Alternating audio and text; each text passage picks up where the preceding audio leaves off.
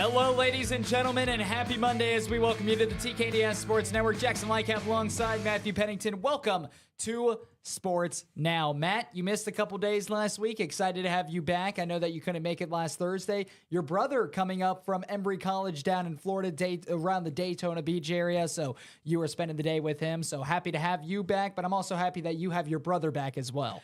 Yeah, it was a mix of wanting to spend time with him, and it was just the fact that, you know, the timing of me coming back from the airport would have had me pretty much running in here, almost diving through the door by the time the start of the show would have happened. So it would have been pretty funny probably for the show, seeing me like just bang down the door trying to get in here right as the show was going to start. So you told me, you're like, hey, spend some time with Nate. You haven't seen him in quite some time. So I was like, you know what? I'm going to go ahead and do that. I'm going to take advantage of that time. And we had a pretty fun time. We also had a pretty decent time up at my dad's over the weekend. There was a lot of chaos that went down when it came to us playing video games and whatnot together, but we had a pretty fun time over the weekend. So happy to have you back. And Matt, as we move in and forward onto this show, we have a lot to talk about on this show. A lot of great sports, especially in the Dayton, Cincinnati region. The Bengals, the Browns, both coming away with big victories. The AFC North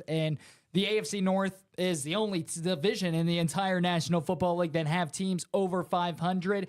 And we're also going to talk about the UD Flyers, their big win in Cincinnati at the Heritage Bank Center on Saturday over the UC Bearcats. So we're talking about that here later on in the show. But first, we want to talk about the upcoming schedule for the show. This will be the last show for Sports Now of the year. So we will be back on Tuesday, January 2nd, the upcoming. Matt, I know I'm going to Louisville. TKDS Sports Network got rights to broadcast a national high school basketball tournament, the King of the Bluegrass in Louisville, Kentucky. So I'll be heading out tomorrow morning. Matt, hopefully you can join me as well. But nonetheless, the TKDS Sports Network will be down there for the entire week. And then, of course, with the holidays, the gap between Christmas and New Year's. So with the holidays upcoming, with all the big tournaments TKDS Sports Network have coming, we may go live to do interviews every once in a while, but the 4 to 6 show, we will be off the next 2 weeks. We will be back on Tuesday, January 2nd to start the new year. By then, it'll be back to normal. We're being a full schedule, 5 days a week, beg your pardon. We'll be back 5 days a week. We're being a set schedule. We'll be rolling. We won't be missing shows. But like I said before, this will be the final show of the year, and we'll be back in 2 weeks.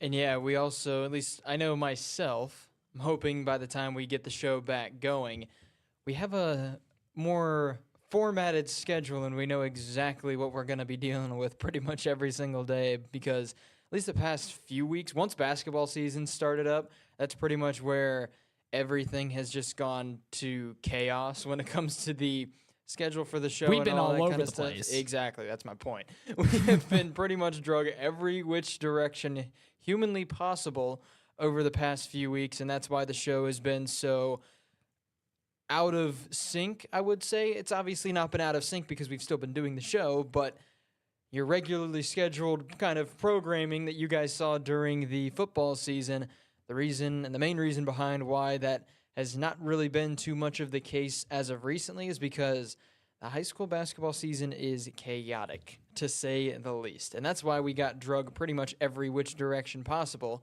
was because it was the kickoff and the start and tip-off, if you want to call it that, to the high school basketball season. That's why everything went all chaotic. But like I said, I'm hoping, keyword, cross my fingers, hoping that by the time we get this show back up and running in January, that everything has been settled down. We know exactly what the situation's going to be, what the schedule for the show's going to be, if there's going to be days where maybe we have it set because of Wittenberg. We've got Tuesday, Wednesday. We have those days set to 4 to 5:30, or we go 3:30 to 5, something like that. Whatever the change may be, whatever we might be trying to do ends up being, hoping we just can get everything settled in and good to go. Not just for me, but like I said last time I did the show, for everybody out there that might be confused and might think it's just absolute chaos and they want to know what the set schedule is going to be, I'm also wanting it to be the case for all of you guys out there watching as well. Absolutely. So Matt just summed it up perfectly once again with the upcoming holidays. Matt, I think we have some vacation time to use up as well, but I am going to be out of town for a little bit of time. This will be the last show of the year. We'll be back in 2 weeks on Tuesday, January 2nd. But Matt, one more show of the year, and you know what they say, save the best for last. There's certainly a lot to talk about on the show. And Matt, first, before we get started, let's move in to the UD Flyers and their big win over the UC Bearcats. The Flyers, they went down to play in Cincinnati at the Heritage Bank Center, and they took it to Cincinnati and won in dominating fashion. And yeah, you just take a look at the fact that UD was up at 6 at the half, and then they were able to continue to punish in that second half. I mean, you just take a look at the stats from all the Flyers in that game. Believe it or not, Deron Holmes went 3 for 5 from 3 in that game. You usually maybe see him attempt 1 or 2 threes in the entire game, but he was 3 for 5 from the arc. He was one of the more efficient three-point shooters. The only person that beat him was Kobe Brea, who went 4 for 5. But another player that I talked about, I would love seeing him step up. He did against Troy. He was able to do the exact same against UC. Kobe Elvis only went 1 for 4 from 3, but take a look at the free throw percentage and the field goal percentage in that game. 6 for 11 from the field, 27 total points. But the one stat that I'm looking at, 14 for 14 from the free throw line.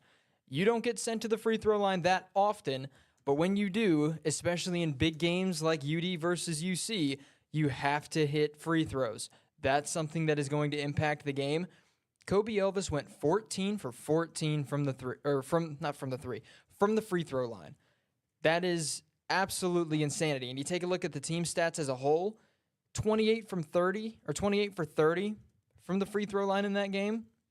Safe to say there was one thing that Coach Grant kind of preached before that game. If we get sent to the line, we better make our free throws. That's a pretty impressive number. 28 from 30 from the free throw line in that game.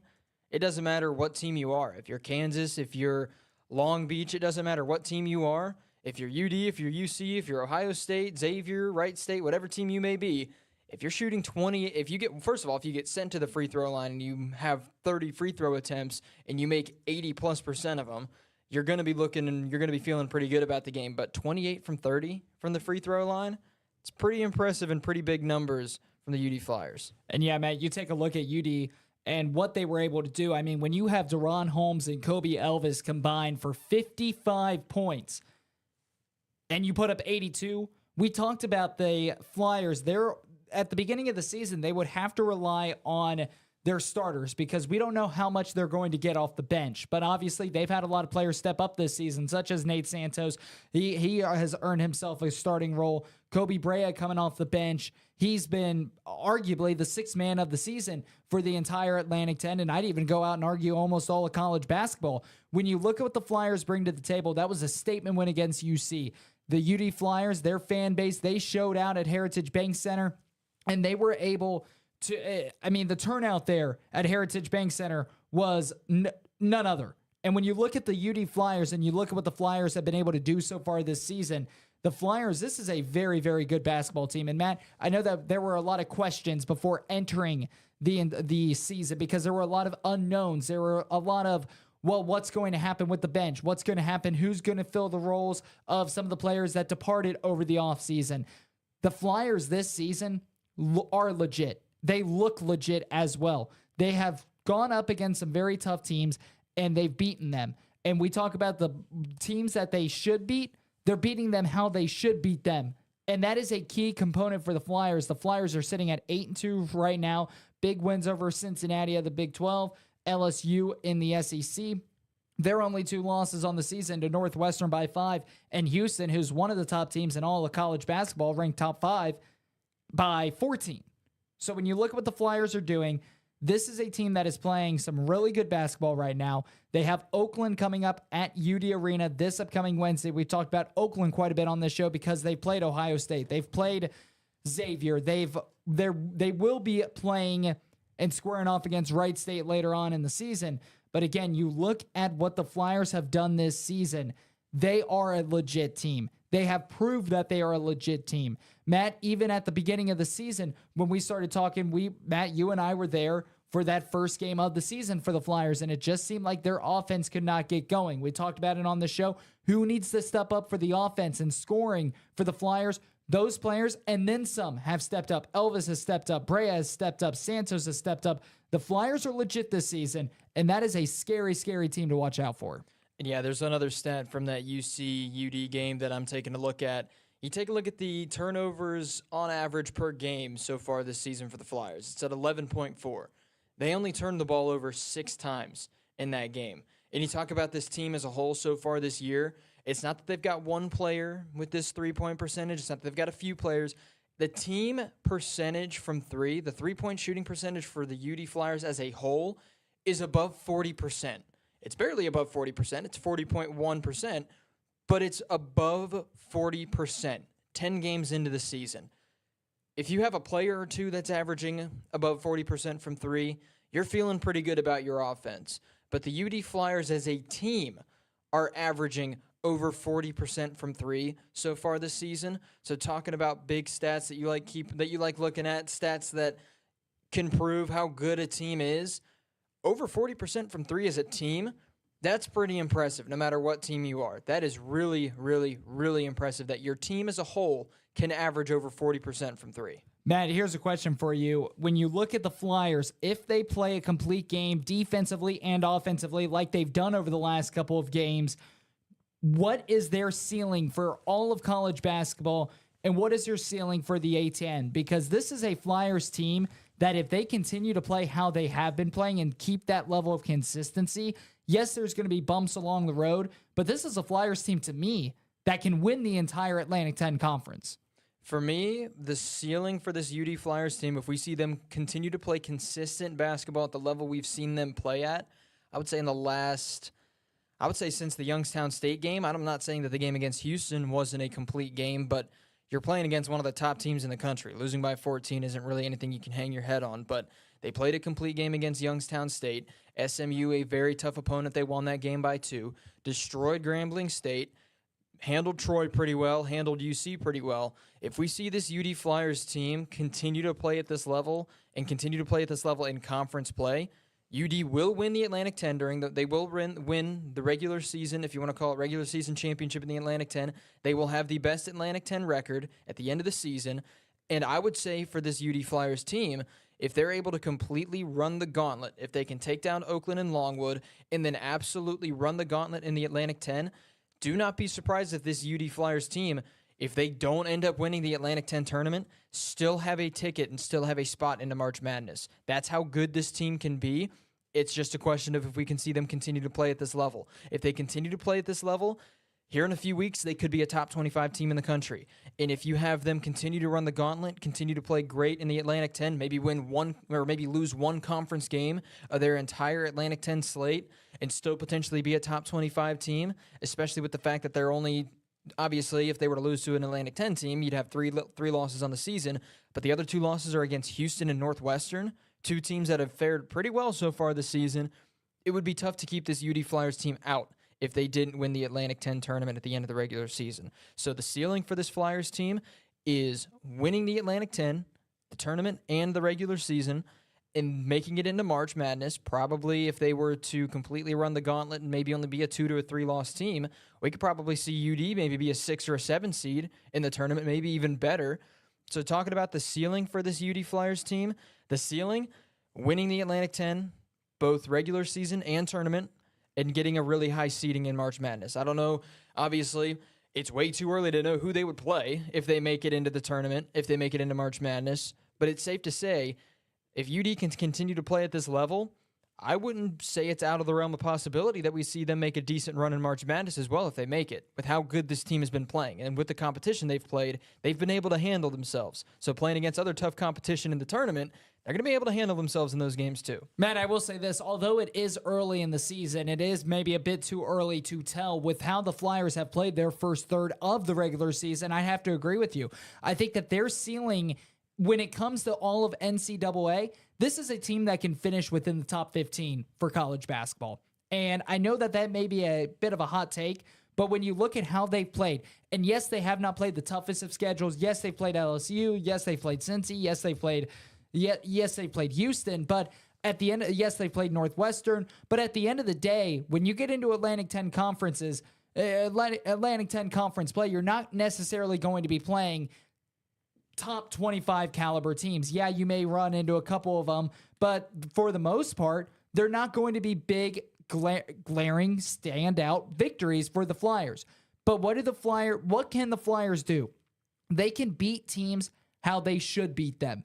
That's what the Flyers have done so far this season. And as long as they keep winning, this is a Flyers basketball team that will find themselves, I think, ceiling top 15 in all of NCAA basketball by the end of the year. That's as long as they keep winning. Matt, you look at the Atlantic 10. This is a team I think can win it all. I mean, I think they're built for success. They're scrappy on defense. And when they are all shooting and scoring, they're winning basketball games. They're putting up 80 points per game when they're all shooting and scoring, just like they ended up doing on Saturday night. Now, obviously, Deron Holmes is your leading scorer, and then you have some great players on there, such as Kobe Elvis starting to get the hot hand. Kobe Brea off the bench is your sixth man. And you also have Nate Santos as well. But when you look at, and when you take account for the Dayton Flyers, say Deron Holmes has an off night, but all those other names I just mentioned there, they're lights out. It's going to be a good night for the Flyers. Say Kobe Elvis has an off night, but 2 of the 4 players are on point that night. It's going to be a good night. The Flyers don't just have one star player that they rely on. They have multiple star players that they can all rely on to get them points up on the board. So even if 3 of them are shut down and not hitting their shots through that game, one of them can rise to the occasion and the Flyers can slip out a win. That's their biggest strength this season, is the ability to score. And not just the ability to score, but multiple players' ability to score as well. When you have those 4 out there on the floor, either one of them, watch out. The Flyers, they're legit this season. It's going to be an exciting year through the final 2/3 of the season. And yeah, you want to know what one thing I would love to see? I'd love to see Javon Bennett and Enoch Cheeks step up and be able to put up the kind matter of time. And be able to put up the kind of points that we're seeing players like Nate Santos and players like Kobe Elvis, Kobe Brea, and Deron Holmes all put up. If we see Javon Bennett and if we see Enoch Cheeks, they're not the most offensive-minded players on that team, to be fair, but if we see them, say, scoring on average double digits, if they can get up to around 10 points a game, man, this Flyers team is going to be scary. Because you talk about if Deron Holmes gets shut down, if Kobe Elvis gets shut down, if you have Javon Bennett, Enoch Cheeks both averaging 10 points a game, and you've got Kobe Brea, Nate Santos, both playing great games, that's 60 to 70 points right there with those 4 players. And that's taking out Kobe Elvis and Deron Holmes. This UD Flyers team, there's so much potential with this team right now. I'm seeing a lot of Flyer fans, myself included, saying, rank them already. They've looked so good so far this year. But to be fair, like you mentioned, when it comes down to the competition level that they've played, it hasn't been high enough to put them in the top 25. But I'll tell you what, they're banging on that door of the top 25 right now, and it would not surprise me if they continue to run the gauntlet. You talk about when it comes to Atlantic 10 play, you're not going to have like teams that you're going to have in the Big 12. You're not going to have teams like you're going to see in the Big 10, in the ACC, in the Pac-12. You're not going to see those huge schools that are inside the top 25 constantly, but you've also got schools like Davidson, who are usually really good teams. St. Louis is usually a really good team. St. Bonaventure is usually a really good team. Rhode Island usually fields a really good team. They might not be top 25, but they're easily top 50, maybe top 60 in the entire country. So getting those quadrant 1 or quadrant 2 wins for UD, talking about the fact that that's a big win, getting a quadrant 1 win against Cincinnati. Talking about this UD Flyers team, if they don't win the Atlantic 10 tournament at the end of the regular season, but they completely run through the Atlantic 10 during the regular season and end up as the 1 seed in the tournament, but they end up, say, getting upset by, I don't know, maybe Richmond or a team upsets them in the tournament, it's still very likely with how good this Flyers team has looked, and if they can continue to look this good, it's very possible that if UD does not win the Atlantic 10 tournament for that automatic bid into March Madness, there's still a really good shot the Flyers could make it in just off of the strength of schedule that they've put together that in and of itself. It should be an exciting season for the University of Dayton Flyers and that men's basketball program. Big win, 82-68 in Cincinnati against the Bearcats of the University of Cincinnati. Time for a break. It's 4:19 p.m. Eastern Time. You're watching Sports Now on the TKDS Sports Network. When we return, we'll shift focus, talk some Major League Baseball in the offseason.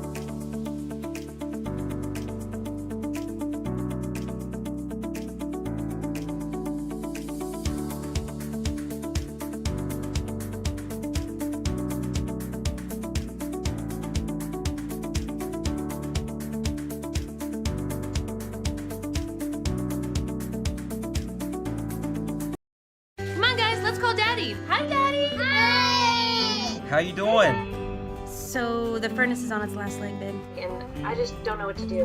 I wish I could be there to help. Being away is always difficult, but it doesn't mean you can't make decisions together. You can count on us to keep your family comfortable. Hey, buddy, how's it going? When are you coming home? It's gonna be soon. Faster than you know it, I'll be home. Breathe easy. Choose McAfee.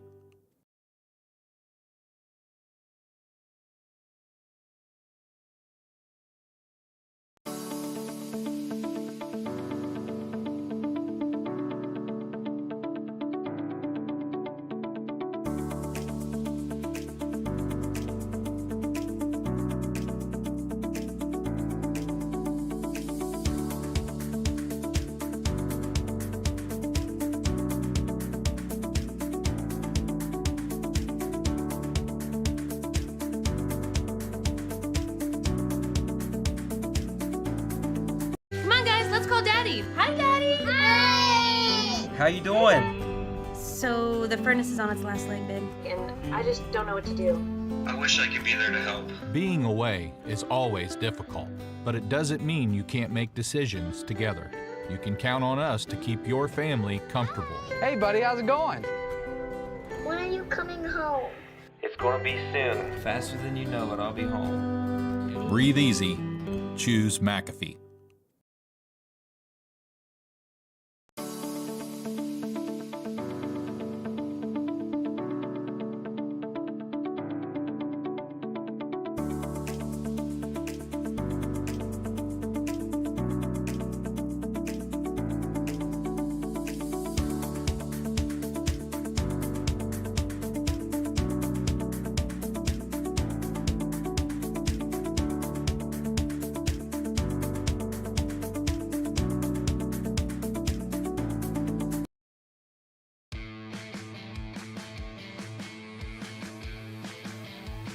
Jackson Lightcap alongside Matthew Pennington here on the TKDS Sports Network and Sports Now. Let's talk some Major League Baseball. Obviously, ever since Shohei Ohtani signed with the Los Angeles Dodgers, deferred $68 million, and that's when he'll be paid through 2034 to 2043. The Dodgers once again getting busy in the trade market, now trading for a player that the Reds had on their radar, Tyler Glasnow, now going out to Los Angeles to become a Los Angeles Dodger. And Matt, one question I have for you.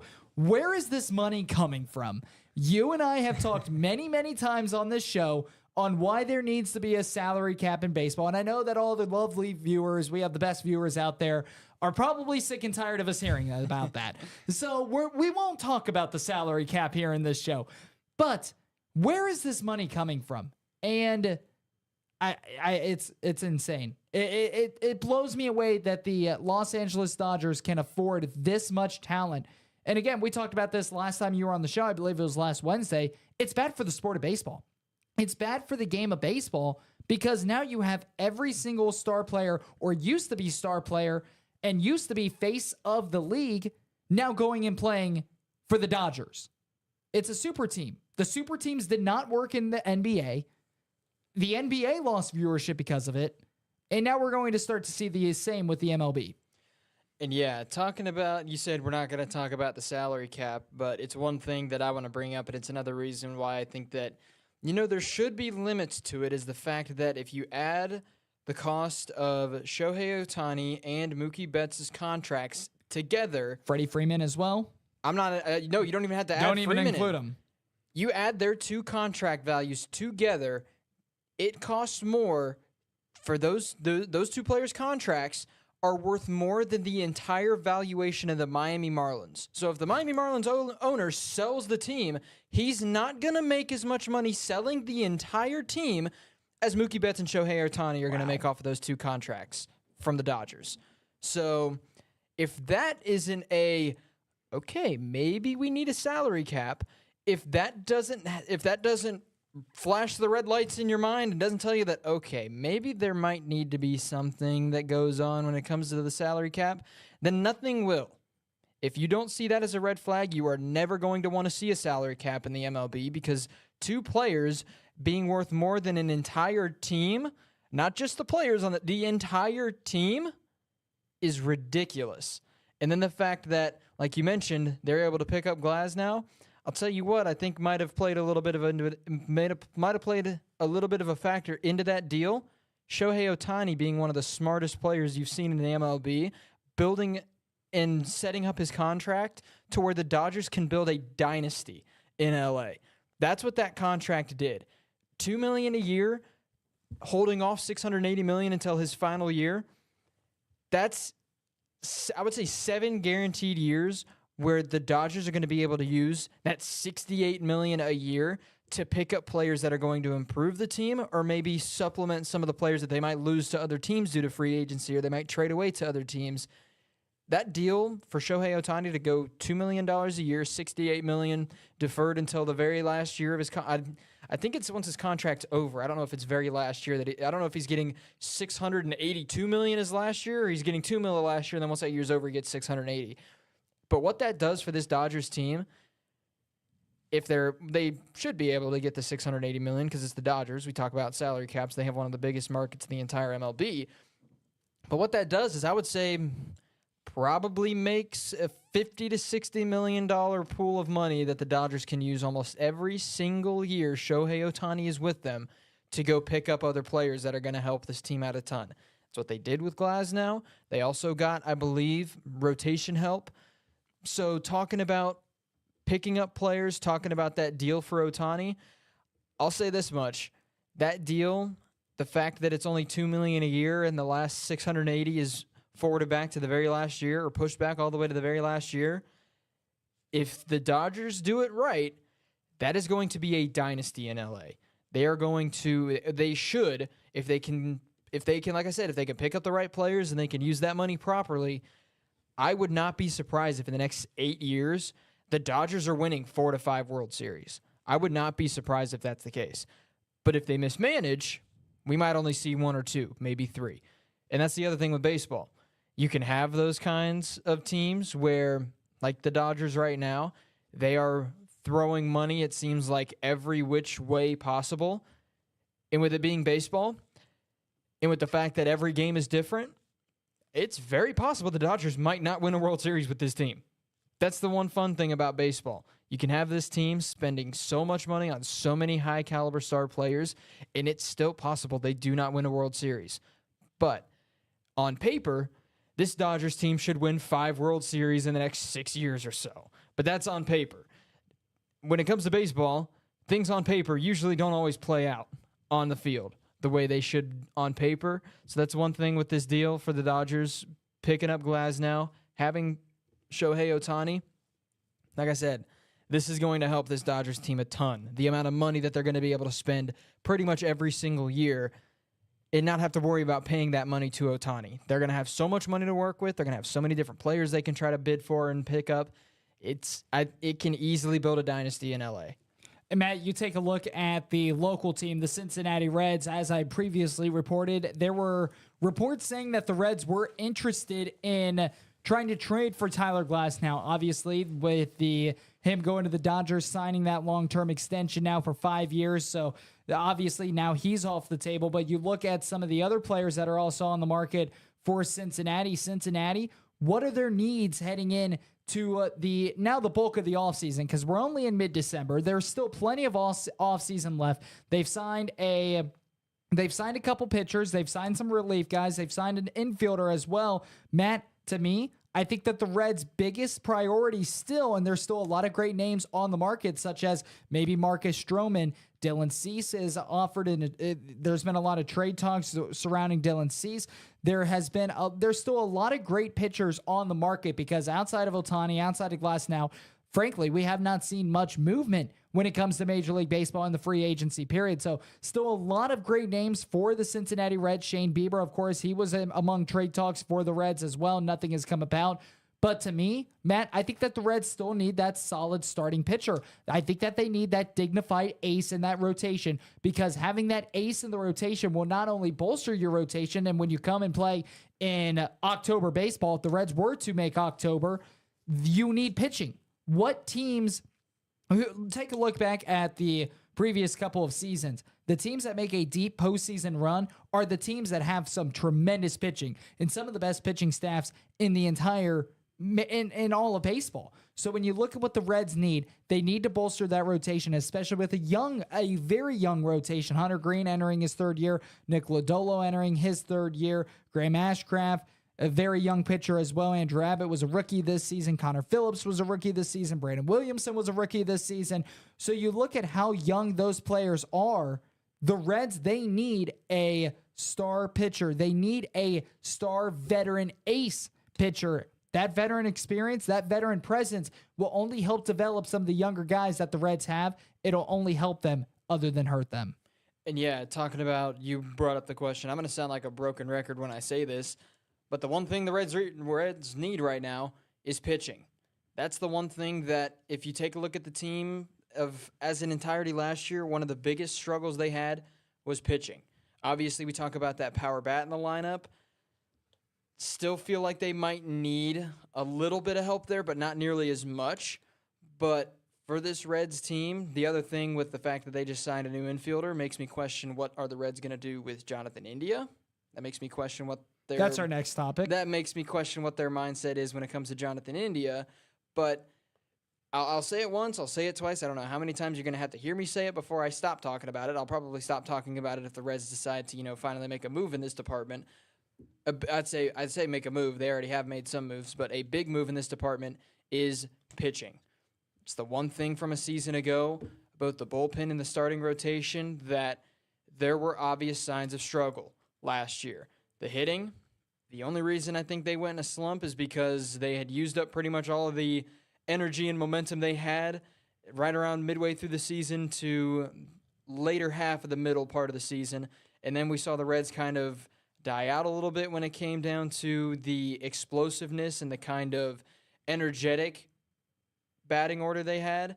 It was still doing good, but it wasn't doing as good as we had seen it, say, around July or an August time frame. I'm talking about the September and few October game, or is it only one October game?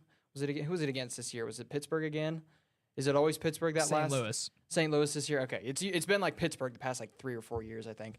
But talking about late August to September, that's when we saw the bats for the Cincinnati Reds not cool off completely, but they definitely weren't as electrifying and as energetic as they were. So I would say power bat is something that you might still want to keep an eye out for if you're the Reds. But pitching, that's it. Pitching. That's all I need to say for what the Reds need to try to improve on and what they need to try to keep going for in this offseason.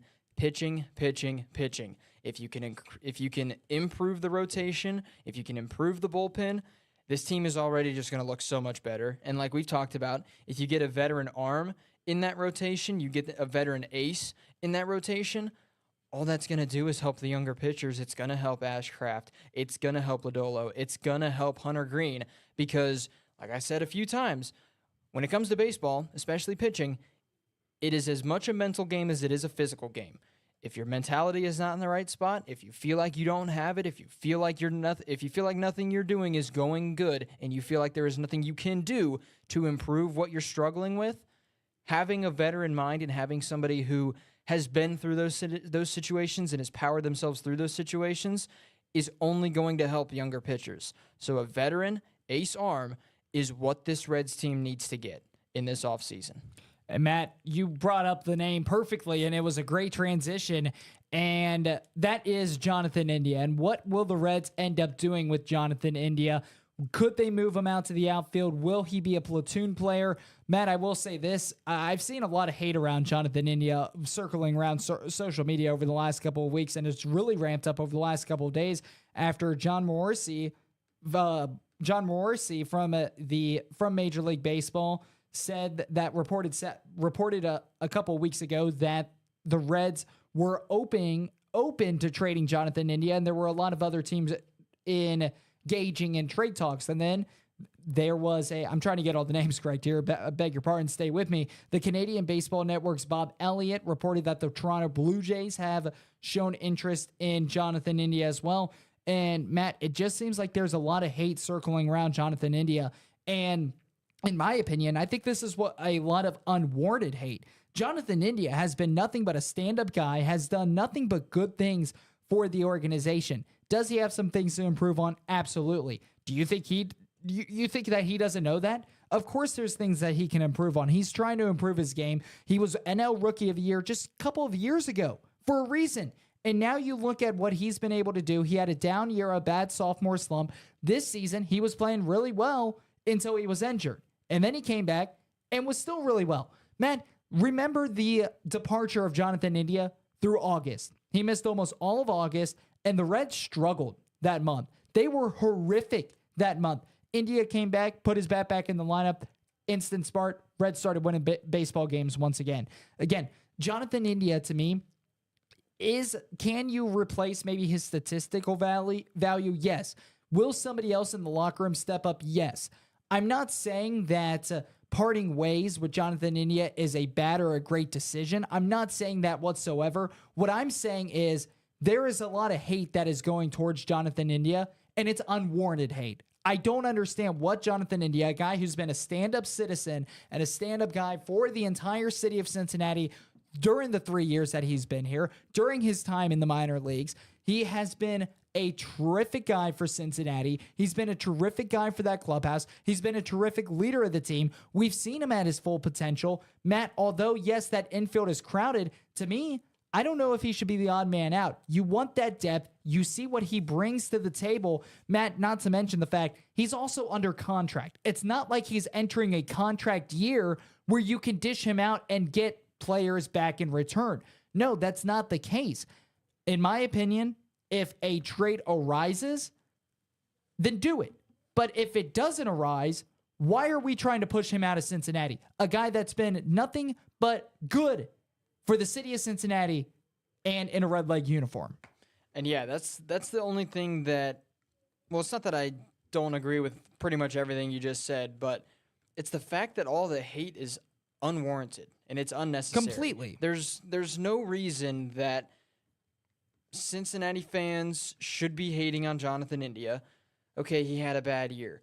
So does almost every other player in the major leagues. It's tough to find a player who, the second they stepped foot in the major leagues, has not missed a beat once. I don't even think there is a player in the MLB that, after making the transition from the minor leagues to the major leagues, I don't think there's a player that has been amazing every single game they have stepped foot on the baseball field. And you also have to take into account, like you mentioned, Jonathan India has been dealing with some injuries as well. So the fact that people are saying that he shouldn't be in Cincinnati anymore, he's a terrible player, this, that, whatever's being said, it is not warranted. Not in the slightest. You talk about the fact that when he got injured, the Reds started going on a slump. He comes back. They start winning baseball games. You know what that means? That means Jonathan India is a valuable piece to this team. So the fact that some Cincinnati fans are trying to push him out of Cincinnati because he had one bad year and then he was injured this past year, and when he wasn't injured, he was actually a pretty good player for the Reds, does not make any sense to me whatsoever. And Matt, I'm going to compare this. And before you take this the wrong way, before all the viewers take this the wrong way, hear me out on this. Elly De La Cruz, face of the franchise, young 21-year-old, will be 22 here in just a couple of weeks, the face of the franchise and could become the face of baseball. The most electric player that the entire sport has ever seen this young of age. He came up to the major leagues and he immediately was hitting for the cycle. I mean, Elly De La Cruz, without a doubt, is a playmaker for the Cincinnati Reds. He's the face of the franchise now, especially since Votto has hit the free agent market. Elly De La Cruz will be a stud for Cincinnati, and he provides a long-term goal. He provides something long-term that the Reds need. Matt, I will say this. Look at the numbers. Who had a worse season last season? Elly De La Cruz or Jonathan India? I don't have the numbers pulled up right now. I'll sum it up for you right now. Elly De La Cruz did. But yet he's loved by the entire city, and Jonathan India is being pushed out. I'm not saying that to knock Elly De La Cruz. Elly De La Cruz is 21 years old. He is going to be a tremendous player. He will be the face of the franchise, and we see the long-term goal with him. But find the consistency. If you're wanting to run Jonathan India out of town because he had a couple of down years, And the hate towards Jonathan India, it's completely unwarranted. It is completely unwarranted. Find some consistency. We see Jonathan India, and we see what he brings to the Reds table. There is no rush to get rid of him. I'll say this. So here's another comparison. Ellie De La Cruz, of course, if anybody offers me a trade for Ellie De La Cruz, I'm saying no matter what. Jonathan India, if the personnel was right, then maybe do it. But at the same time, he's under contract. He's part of the team. He provides a lot of depth. The Reds, think about how much David Bell likes to shift the lineup around, especially when it comes to pitching matchups. The Reds, why is there a rush to get rid of Jonathan India? And with that rush that's on social media, with that rush that's surrounding Jonathan India's name, what do you think that's doing to him? What do you think that's doing to him and his mental health? He's playing for a city that he's not welcomed in. And that's a problem. That is very much a problem. The hate is completely unwarranted. And again, I need to clarify this. That was not a knock on Ellie De La Cruz. I'm just saying we have to find consistency. Yes, I'd much rather Ellie De La Cruz over Jonathan India right now. I'm not going to lie, because Ellie De La Cruz, you look at his numbers, you look at what he's already been able to do for the Reds, he's going to be tremendous. But if you're wanting to knock Jonathan India for a bad season, whereas he had a better season than quite a few other players on the Reds, I mean, the hate's completely unwarranted. Matt, you see where I'm coming from?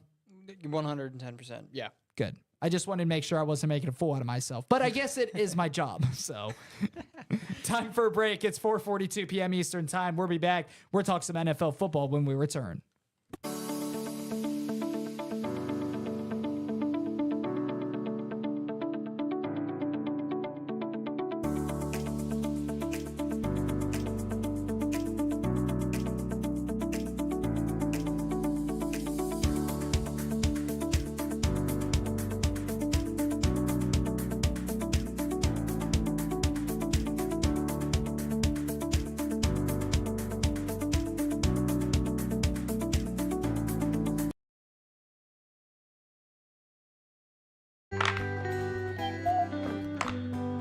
It's easy to take the air in your home for granted. But it's not just about being hot or cold. It's about having clean air. For some of us, this is critical. At McAfee, we'll provide you with long-term solutions to improve the air you breathe. Do you need your inhaler, bud? Oh, I'm good, thanks. Breathe easy. Choose McAfee.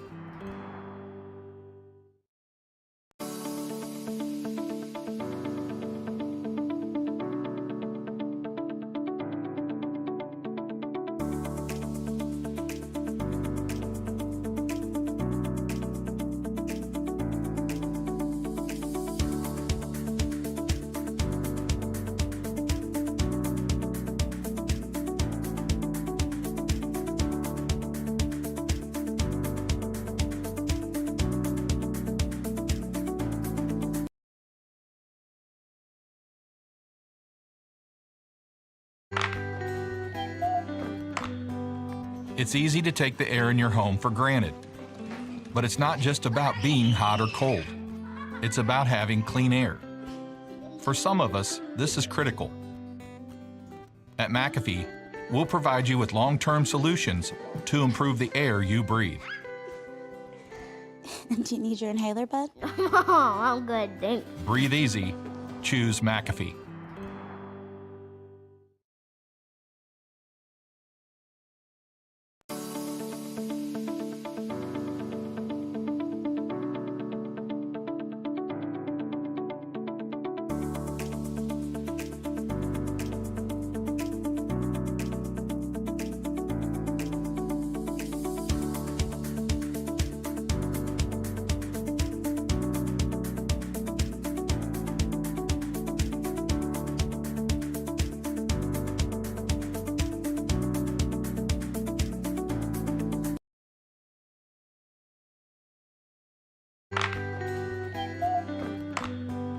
It's easy to take the air in your home for granted. But it's not just about being hot or cold. It's about having clean air. For some of us, this is critical. At McAfee, we'll provide you with long-term solutions to improve the air you breathe. Do you need your inhaler, bud? Oh, I'm good, thanks. Breathe easy. Choose McAfee.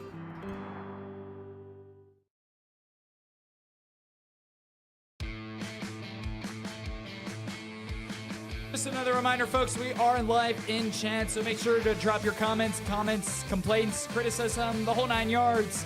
Drop them in the chat below. Jackson Lightcap alongside Matthew Pennington. Matt, let's move on. Some NFL football. Both teams in the state of Ohio with big victories over the weekend. Let's start with our Saturday game. The Cincinnati Bengals take down a come-from-behind win. They take down the Minnesota Vikings 27-24 in overtime. Jake Browning led 2 game-tying touchdown drives in the fourth quarter. He led a game-winning field goal drive that ended up sealing the deal. And also, not to mention the fact he was down 17-3 heading into the fourth quarter. Bengals defense steps up. Jake Browning and the offense steps up. Bengals with a big win, 27-24, to advance to 8-6 and put themselves in the playoff picture heading into Week 16 next week when they take on Pittsburgh. Tell you what, back on our game picks, I told you Jake Browning was Joe Burrow 2.0. You said that obviously we were both right in our picks. We both picked Cincinnati in this game, but you were saying that the Bengals defense was going to step up and play big, which, to be fair, being down by 2 possessions almost around the fourth quarter, your defense has to kind of step up, to come back in that game. But 324 yards, 2 touchdowns, 1 pick for Jake Browning. I don't think those are Joe Burrow 2.0 kind of numbers, but to lead 2 game-winning drives, or game-tying / game-winning drives, tell you what, there's not a lot of quarterbacks that can do that, and Joe Burrow is one of those quarterbacks that can do it. So I think Jake Browning is slowly starting to build himself up to Joe Burrow 2.0, like I've been calling him over the past few weeks. But yeah, talking about this Bengals game versus the Vikings, 21 points in the fourth quarter, insanity for the Cincinnati Bengals. They had 3 points through the first 3 quarters. They were trailing 17-3 going into the fourth. Tell you one thing this tells me about the Cincinnati Bengals. They are not going to back down. I think I said that last week, but it's continuing to be evident it wasn't last week. I think it was the game against Jacksonville.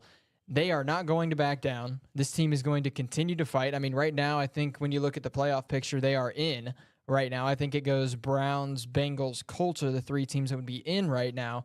But it's safe to say, without Joe Burrow, this Bengals team is still fighting for... They know that this season still means, let's make the playoffs. Let's prove that this team overall is insanely good enough to make it into the postseason. That obviously... we would love to have Joe Burrow, but he's not the entire identity of this team. That's one thing I'm liking that I'm seeing from this Bengals team. Obviously, Joe Burrow brings an entirely different aspect to Cincinnati, but the fact that the team is able to continue to play at this level and they're able to continue to fight and be able to be a team that is in the playoff hunt at this point of the season without Joe Burrow for quite some time now, it tells you all you need to know about Cincinnati. You have Joe Burrow, you're a team that can make it into the Super Bowl. If you don't have Joe Burrow, obviously, we don't know for sure what this season's going to play out for the Bengals, but you're still a potential team to make it into the Super Bowl. So I think that's all you need to know about the Cincinnati Bengals team. They are an amazing team, Joe Burrow or not. This team is a very, very, very good team, a very well-rounded team, and they're a team that, like I said, and this isn't me saying that Joe Burrow needs to leave Cincinnati or Joe Burrow's terrible. That's not where I'm going with this at all, because I feel like that's what I'm kind of starting to make it sound like. Joe Burrow is easily top 5 quarterback in the entire NFL right now. When he's healthy, he's a top 5 quarterback in the NFL. But it just goes to show how good this team is and how well-rounded this team is. The fact that you have a top 5 quarterback in Joe Burrow go down during the season against Baltimore, and then you've got Jake Browning come in. He struggled. I wouldn't, like I said, we say he struggled against Pittsburgh. That was more of the 3 and outs caused the struggles. It wasn't too much of he was throwing interceptions. He was making bad reads. It wasn't really much of that. It was just the defense for Pittsburgh was a little too overwhelming in his first start. But since then, he has hit the ground running and he has not looked back at all. He saw that the game against Pittsburgh happened, and for some reason, for me, it felt like Jake Browning might have just had in his mind that that's not who I am. That's not how I play football. And since then, he's showed us how he plays football. So talking about this Bengals team, obviously a huge win against the Vikings. That's another thing with this Bengals team that win does.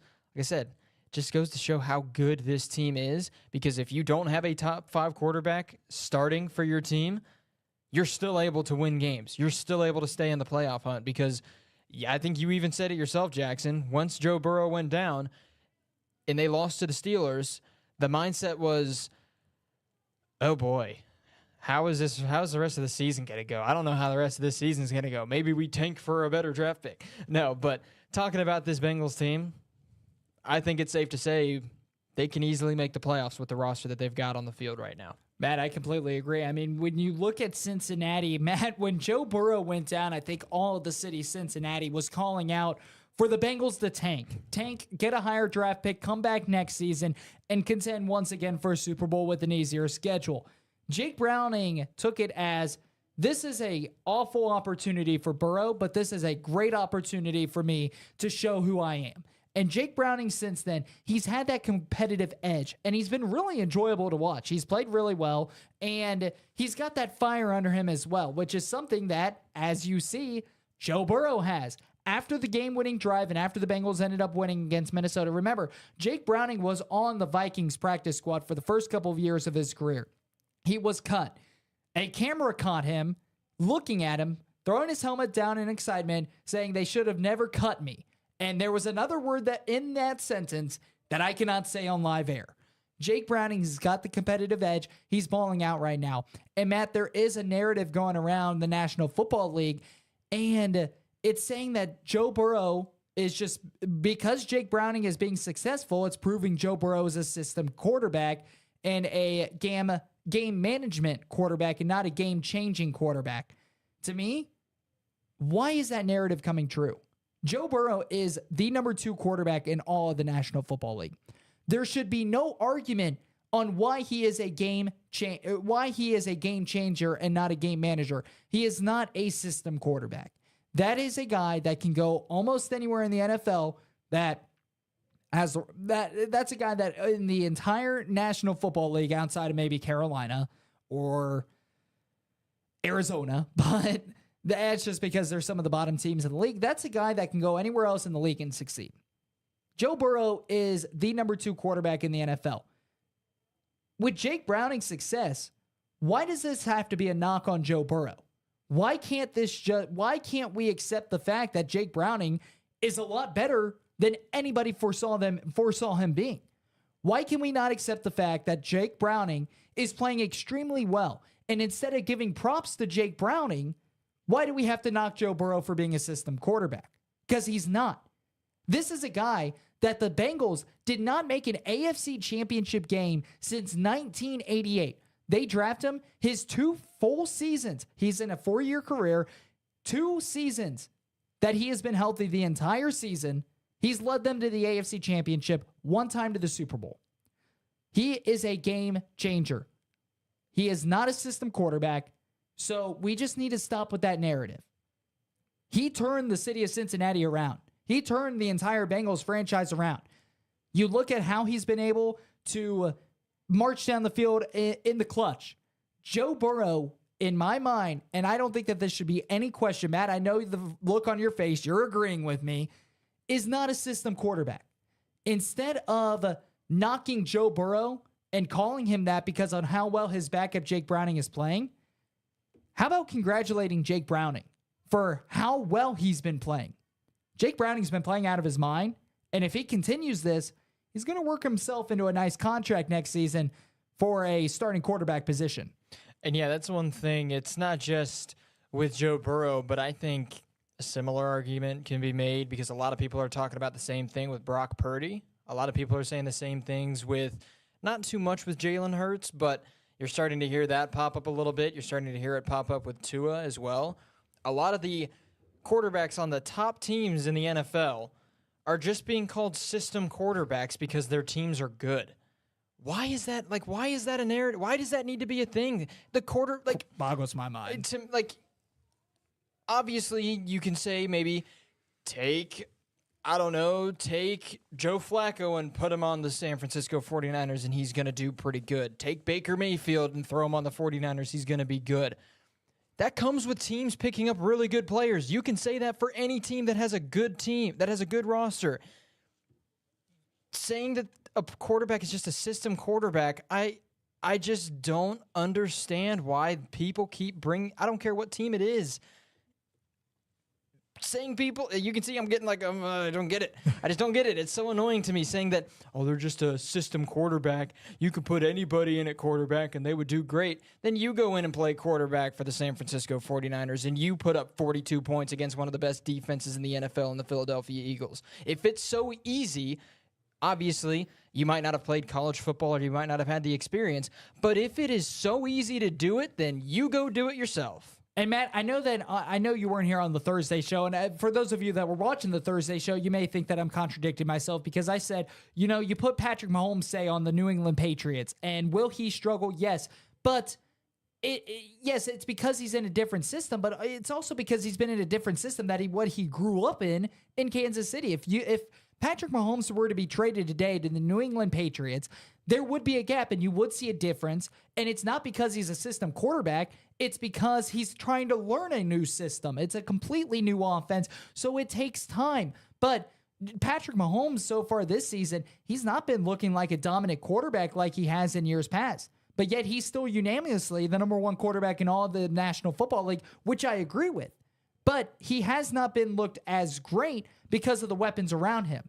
Kadarius Toney dropping passes. The Chiefs and their receiving core, they lead the league for most drop passes on the entire season. Those numbers reflect back on Patrick Mahomes. But we're not sitting here saying that, oh, Patrick Mahomes was just an MVP because he had Tyreek Hill and McCole Hardman and all these other players. We're not saying that narrative.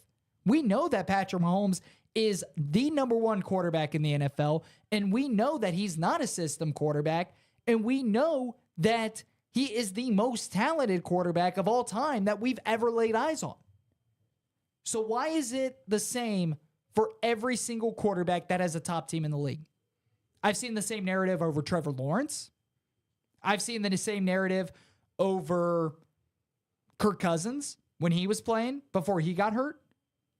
It's crazy. It's crazy to me. That it really boggles my mind and baffles me on how we have this narrative that because of a backup, and it's really only been this season because on how many backup quarterbacks have been playing.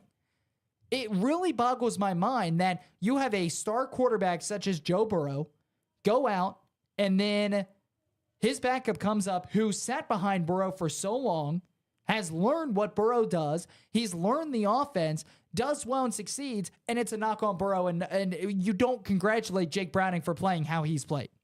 It's just a knock on Burrow. You mentioned the same thing with Purdy. Great example. We've mentioned the same thing with Tua Tagovailoa. The exact same thing, especially with him missing Tyreek Hill a couple weeks ago. It just is it baffles me. It truly baffles me on why that's a narrative in the National Football League. I'll tell you why it's a narrative. Because the team's good. That's the reason why the narrative is around, because the team's good. So talk about why people are saying it for Joe Burrow. The reason people are saying it is because the team is good. And the other thing that I would think it would be better if it was phrased this way. The system is good at making quarterbacks. Not that the quarterback is a system quarterback, but the system and the team is good at producing quarterbacks. Because you talk about for the Bengals, you've got Joe Burrow, you've got Jake Browning. Both have looked, I've called Jake Browning myself, Joe Burrow 2.0. But you also have to take into account, like you brought up, Jake Browning was pretty much studying and watching under Joe Burrow for a decent chunk of time. So what is that going to do when it's time for Jake Browning to step up? He's going to know how the offense runs with Joe Burrow at quarterback, and he's going to try to emulate that. And that's what we've been seeing from Jake Browning. He hasn't been exactly like Joe Burrow, but it seems like at times he's trying to be like Joe Burrow for the offense. So you talk about, and I think the same can be said for a lot of teams in the NFL. I think it needs to be the system can develop quarterbacks well for the team, not the fact that the quarterback is a system quarterback. Because I'm not saying it would be guaranteed to be the same in Philadelphia. Take a look at Baltimore, for example. Take a look at Tyler Huntley when he came in when Lamar Jackson was hurt. The Baltimore Ravens were still a good team when Tyler Huntley came in, and he pretty much was sitting behind Lamar Jackson, seeing how he ran the offense. He came in when Lamar Jackson got hurt. Did we hear anybody crying and complaining that Lamar Jackson is a system quarterback? Not one bit. At least I didn't hear it too much. And if it was a thing, stop talking about it, because Lamar Jackson is another very, very talented quarterback when he's healthy. So talking about, I think if you make an argument about system quarterback type stuff, it should be the system is good at developing quarterbacks, not that the quarterback is a system quarterback. Because if you've got a quarterback room like Cincinnati, or you have a quarterback at the top 5 like Joe Burrow, I wouldn't say he's top 2, but he's probably top 3. But taking a look at Joe Burrow, he gets hurt, and you have another quarterback who's been studying behind him, who's been watching him, who has been on the tablet whenever Joe Burrow comes to the sideline and they're looking at plays and talking about what they saw on those plays with Jake Browning. What is that going to do when Joe Burrow gets hurt? If you've got a quarterback that is able to step up like Jake Browning, Jake Browning is going to do what Joe Burrow, not exactly what Joe Burrow can do, but he's going to try his hardest to do what Joe Burrow can do. And that's what we've seen from Jake Browning for the Cincinnati Bengals. So saying that Joe Burrow is just a system quarterback, I'll say this. You go put him in Indianapolis, probably lights the field ablaze. You put him in Minnesota, probably lights the field ablaze. You put him in Tampa Bay, he's going to light the field ablaze. Let's go to some teams that aren't in the playoff picture right now. You put him in Buffalo, probably going to torch the entire defense that he's playing against. You put him in Denver, probably going to torch everybody he's playing against. You put him in Seattle. You put him in Green Bay. Do I need to continue? I don't think I do, but I can list off a ton of different teams that are in. I would even say you put him in Washington. He probably torches the defense he's going to be playing. So I would say even New York. I would say if he goes to the Jets, the only reason I wouldn't say the Jets is because it seems like that's where a lot of skill position players and even quarterbacks, their careers kind of go to die in New York, it feels like. But I can't believe you just said that on air. It's true. Take a look at all the players that have gone to the New York Jets, and I'm not saying their careers completely die, but that's great. Just take a look at the players that have gone to New York, and their careers have never been the same since then. There's a lot of players that come to mind. I'm not Matt arguing Forte with you. comes to mind. LaDainian Tomlinson comes to mind. 2 very, very stoic, amazing running backs. Le'Veon Bell, Frank Gore. I mean, there's so many players that you can talk about. I know you might be like, oh, I can't believe you said that on air. I agree with you. I agree with you. I just can't. I just can't believe that you ended up saying that on air. That's something that I think I would say on air. I was going to stepping out of your comfort zone. I was going to say, when it comes down to New York, you might be like, I can't believe he said that. It doesn't make it wrong. Okay, I'm going to stick by what I said on that. No, I agree with you, and I don't think that it's the problem that you said it. I think it's a problem that that's something you said on air because you're usually the tame one on air. I think that that's something I would say on air. I know some other people that would say that, but you can tell I don't agree with the system quarterback thing because I'm getting feisty right now. Coming out of Matt Pennington's man. He's been feisty this entire first hour of the show with the whole baseball talk with Jonathan India, now the system quarterback. I'm getting passionate today, boy. It was like, you said save you were the off greatest Thursday. You said save the greatest show for last, and that's what we're going. That's what I'm going for. Matt, right you were now, off Thursday. You had an extra day of rest than I did, and you came back fired up, ready to go. I love it. Hey, like I said, it all stems off of the idea, and it all stems off of the talking points of system quarterback talk, because I think it's safe to say when it comes to like a quarterback like Brock Purdy, a quarterback like Jalen Hurts, a quarterback like, if you want to say Lamar Jackson was in the conversations when Tyler Huntley came in and did just as good, and there was the whole talk of a potential system quarterback with Lamar Jackson, the same with Joe Burrow. All of those guys that you say are system quarterbacks, I would say Tua as well. You go put them on other teams, I guarantee you they don't fall off the face of the earth. I guarantee you they play phenomenally. The only reason Tua didn't play good last year was because he had about 17 different concussions during the season. So the whole argument for a system quarterback, I just don't agree with it at all. Matt's don't got agree no with it. Matt's got no filter today, and The I'm loving sleeves, it. I'm rolling up the sleeves on this one. 5:05 p.m. Eastern time. Time for a break. We're moving to hour number 2 of the show. We're talking about the Browns' victory yesterday against the Chicago Bears. That's up next.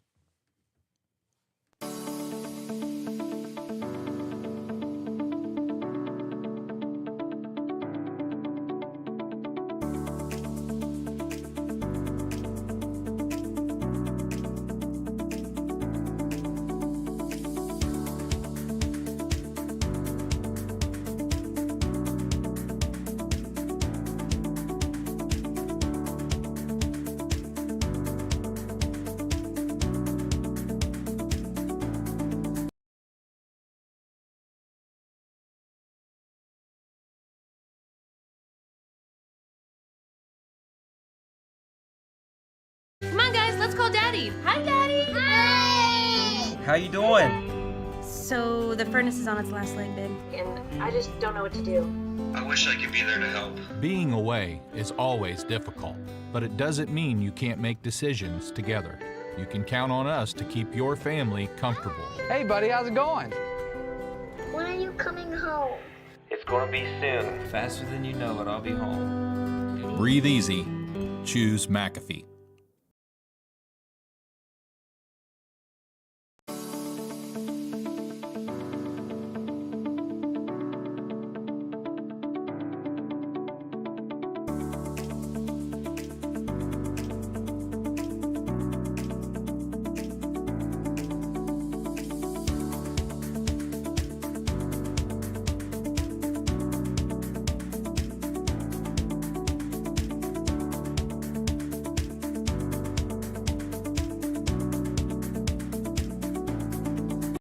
Come on, guys, let's call Daddy. Hi, Daddy. Hi. How you doing? So the furnace is on its last leg, babe, and I just don't know what to do. I wish I could be there to help. Being away is always difficult, but it doesn't mean you can't make decisions together. You can count on us to keep your family comfortable. Hey, buddy, how's it going? When are you coming home? It's gonna be soon. Faster than you know it, I'll be home. Breathe easy. Choose McAfee.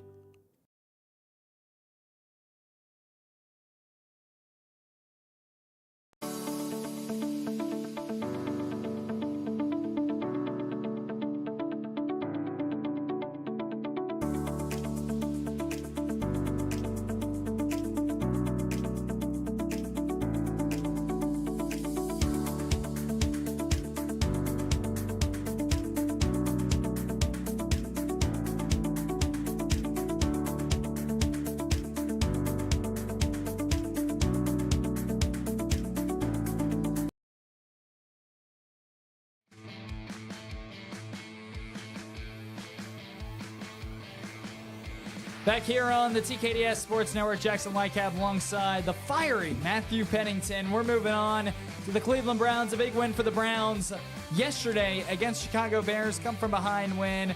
Matt, what else are you going to be feisty on? What else are you going to be feisty on here in this segment? But the Cleveland Browns, they end up winning it 20-17. A big win for Cleveland. They have that one game advantage in the wild card picture. 2 games. 1 game ahead of the second wild card team, and I believe 2 games out of first for the AFC North. Yeah, the only thing I've got to say for the Cleveland Browns, obviously, I'm really happy that they came away with the win, but if it keeps being wins like that, I'm going to have a heart attack by the time I'm 22 years old. So that's not too far away. I turned 22 in a few months, or not even a few months. So talking about this Browns win, it felt like the most Cleveland Browns way to win a game. And if that Hail Mary was caught in the end zone by Mooney, it would have been the most Browns way to lose a game. The one thing that I absolutely despised about in that game for Cleveland, you kick a field goal with 32 seconds to go, and up 3 points, up 20-17, on, I believe it was a second or a third down, whatever down it was, it didn't matter what down it was. The Browns decide to play prevent defense, and they have Jeremiah Owusu-Koramoah, the middle linebacker, who's usually a mix between a run stopper / middle zone coverage linebacker, 15 to 20 yards down the field in prevent defense. You play prevent defense like that when you're up 4, when you're up 21 to 17, because you know that the opponent that you're playing against needs to get into the end zone to win the game, not get in field goal range. The reason I even called it out while watching it, I'm like, why are we so far off the football? Why do we not have at least one linebacker, maybe 2, kind of sitting underneath? When you have a team just trying to get into field goal range in the last 30 seconds of the game, you have a linebacker or 2 cover those underneath routes, and then you have your safeties be the players that are that far down the field. And you maybe have your corners playing 5 to 10 yards more shallow than the safeties. Because the Bears, and like I said, it was either a second, I don't exactly remember the downage of the play, but essentially it took them one play to throw for Justin Fields to throw just a soft little pass out into, I would say, further down the field than the flat. It was more 7 or 8 yards down the field. And since the Browns had 6 to 7 players 20 yards down the field, I don't remember who got the catch, but they were able to get like 30 to 40 yards on it. Why are the Browns playing prevent defense up 3? You need to stop them from even getting into field goal range, and you're playing 20 yards down the field to where if they throw it towards the sideline, 15 yards down the field, they made half the distance they needed to get into field goal range. The defense at the end of the game did not make sense to me for the Cleveland Browns. Obviously, they ended up winning the game, but it was a lot more scary than it had to be. The other thing I got to say, said it a few times, don't know how many more times you're going to hear me say it because I don't know how many more times we're going to see it happen, but man, do I love Joe Flacco. 374 yards, 2 touchdowns, the only blemish, 3 interceptions. One of the interceptions was not his fault. The other 2 were a little bit more of it. One of them, I would say, was kind of his fault. He was getting hit as he threw it. Pass got intercepted. The interception he threw after the muffed punt return by Chicago, that was 110% on Joe Flacco. He throws that ahead of David Njoku. It's a touchdown. He threw it a little bit behind him. Bears cornerback makes a tremendous, I don't know if it was a corner or safety, doesn't matter. It was a tremendous acrobatic dive to intercept that football. The other one, Tillman had it, popped out of his hands. Defensive back gets the interception. Those are ones that I personally do not think need to go on the quarterback. I think that needs to be a stat that goes against the receiver, because if it's in the receiver's hands and then the ball gets popped up into the air and picked off, how can you say that that was Joe Flacco's fault for that type of play? But still, 28 for 44 on the day, 374 total yards. The one thing I didn't like was the Browns could not run the football whatsoever, but I'm still happy with the result, obviously. A Browns fan, happy the Browns got a win. I would have liked to have seen it be a little bit more of a comfortable way of winning the football game. But another thing that I talked about last week, and I absolutely loved seeing it again, take a look at David Njoku's stats. 10 catches, 104 yards, and a touchdown. And if that pass from Joe Flacco is a little bit more towards the middle of the field or more up the seam and not behind David Njoku, that's 11 catches, 120-plus yards, 2 touchdowns on the game. And not to mention the fact that his touchdown he absolutely mossed the defender in the back of the end zone. It was a rifle pass thrown just over the defensive back's head, and David Njoku caught it on the back end of the football. That was a monster snag, and it ended up meaning a lot when it came down to the end of the game. But, like I said, I absolutely love, especially with the fact that David Njoku's been around since the Browns went 0-16.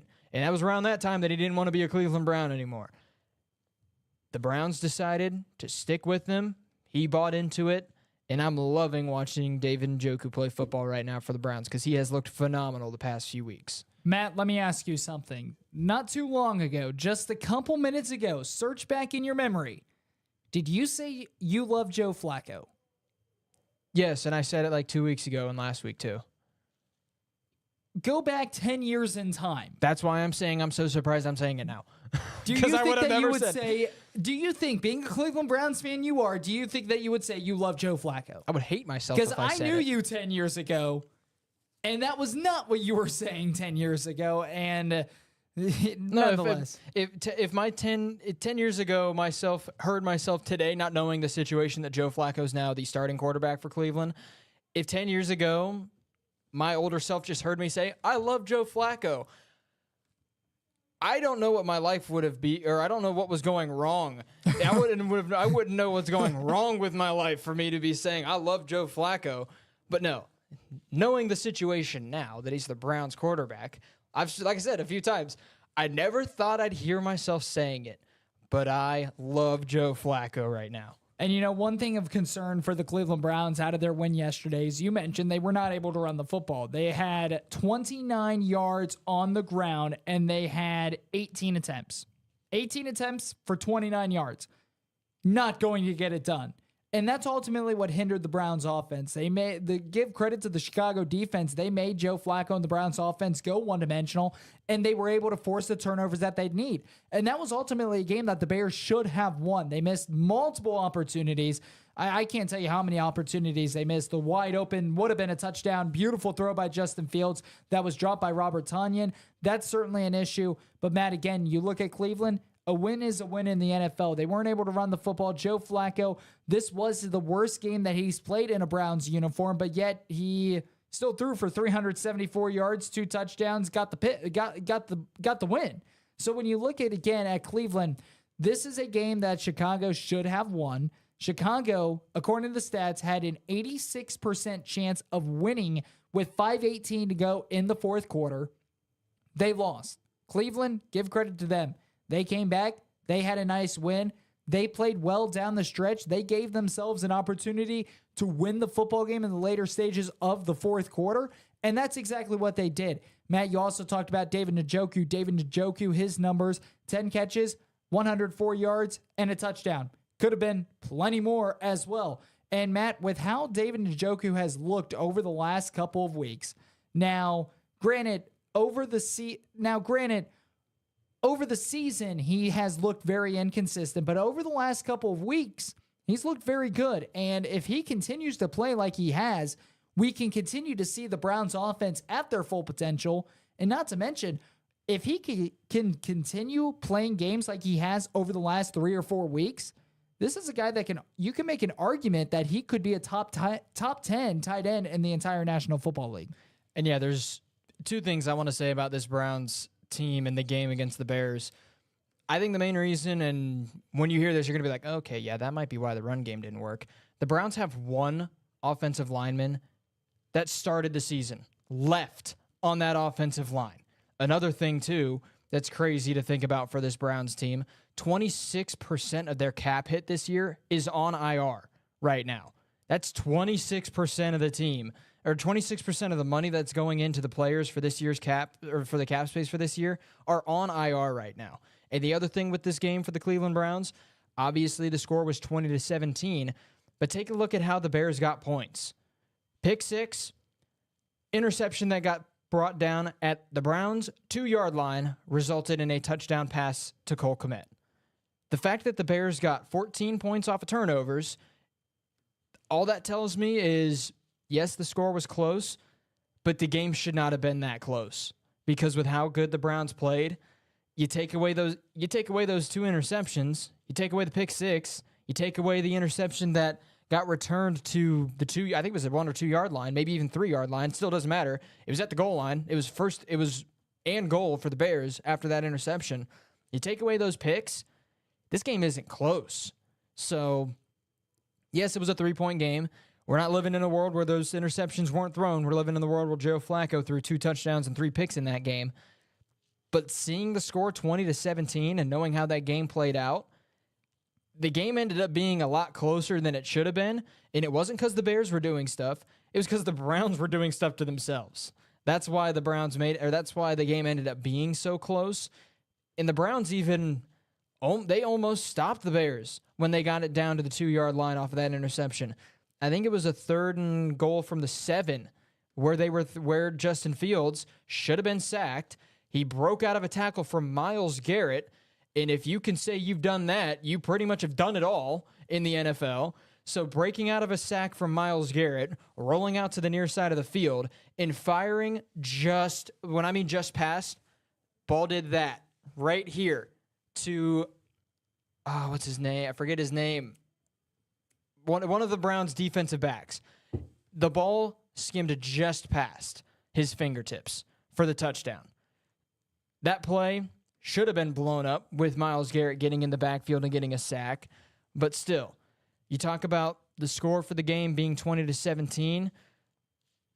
It really shouldn't have been that close. It should have been a lot more of a lopsided game going towards Cleveland. But like I said, that's not how the game played out. But the Browns still came away on top. Matt, correct me if I'm wrong. I do believe that defensive back for the Browns was Cameron Mitchell, if I'm not mistaken. I don't think it was Mitchell. I feel like his last name started with an H. I don't remember for sure. Hold on. Let me look at the... It'll hit you at the break, but it is time for a break. I'll remember exactly who it is when we go to break. I know Duron Harmon. That's who it was.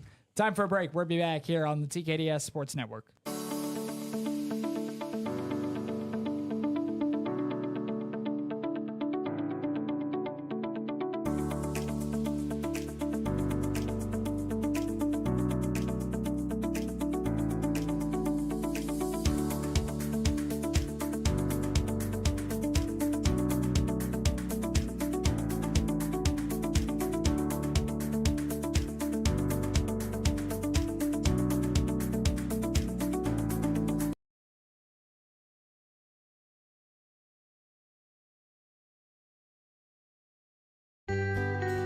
Every day, we find ourselves on a path full of decisions. It's me. Sometimes small and sometimes big. Sometimes alone and sometimes together. At McAfee, everything we do is done with your comfort, health, and convenience in mind. She always wanted the best for you, and now you can rest knowing you've provided the best for her. Breathe easy. Choose McAfee.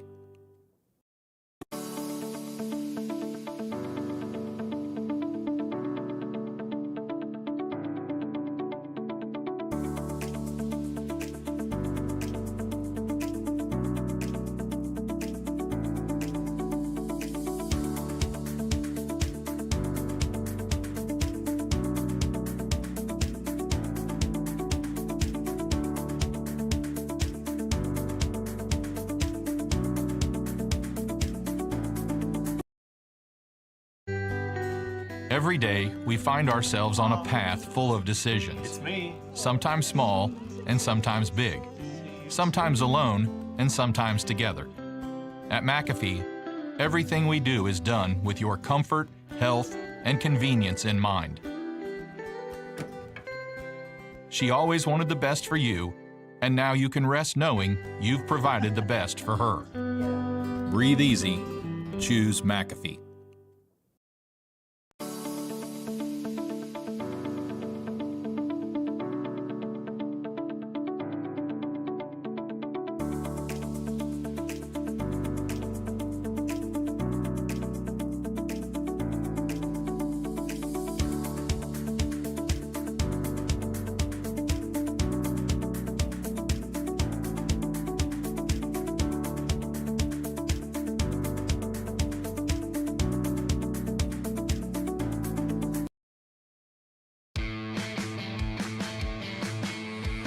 Well, not to mention the Bengals and the Browns both win over the weekend, and the NFL playoff race is certainly heating up. We did see a bit of a separation within the AFC.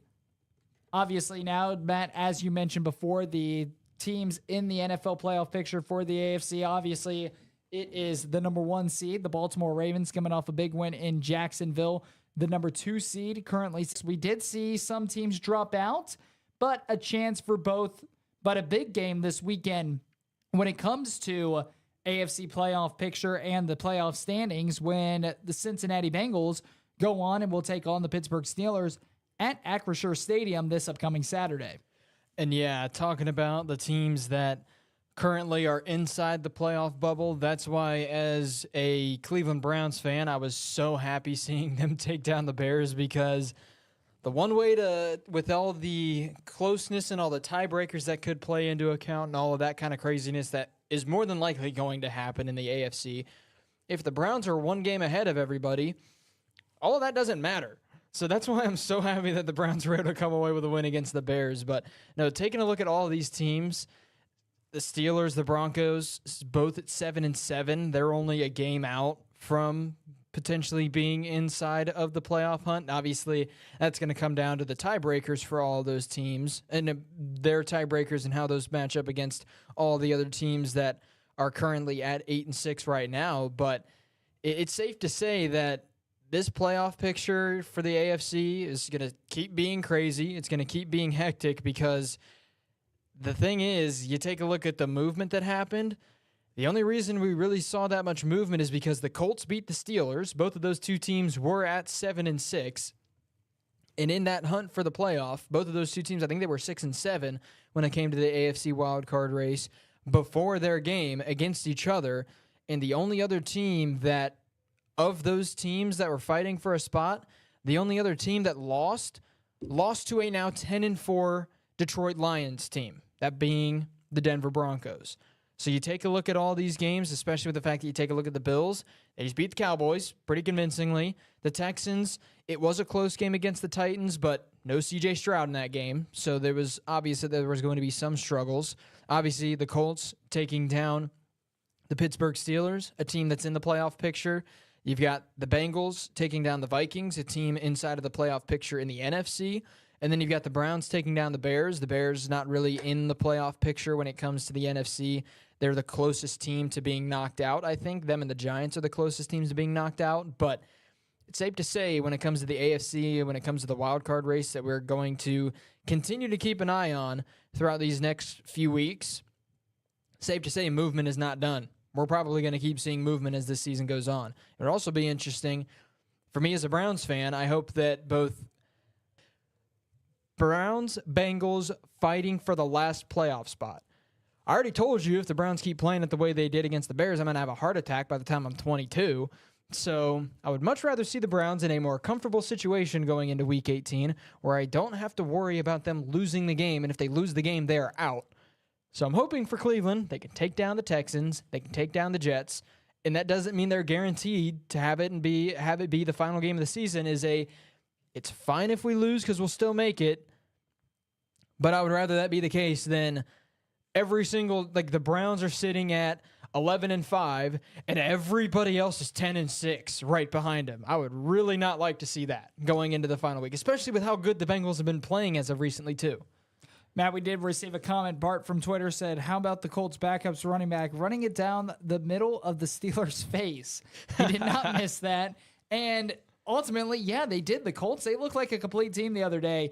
And you look at what the Indianapolis Colts, Trey Sermon, 17 carries, 88 yards. Tyler Goodson, 11 carries for 69 yards. Gardner Minshew looked terrific through the air, 18 of 28, 215 yards, 3 touchdowns, no picks. The Indianapolis Colts going up against a very tough Pittsburgh Steelers defense. They were down 13-0 early, able to battle their way back into it. And Matt, the Indianapolis Colts now, it seemed like they were not talked about enough. But Matt, this win for the Colts, to me, it puts them on the radar for a team that you could watch out and a legitimate team that can make the wild card round and can end up winning and can end up making the playoffs. Not to mention the fact that you look at the teams in the AFC South, there are 3 teams that are tied at 8-6. The Jaguars at 8-6, the Texans at 8-6, the Colts at 8-6 as well. So still a lot of football to be played, and a lot of the wild card shape.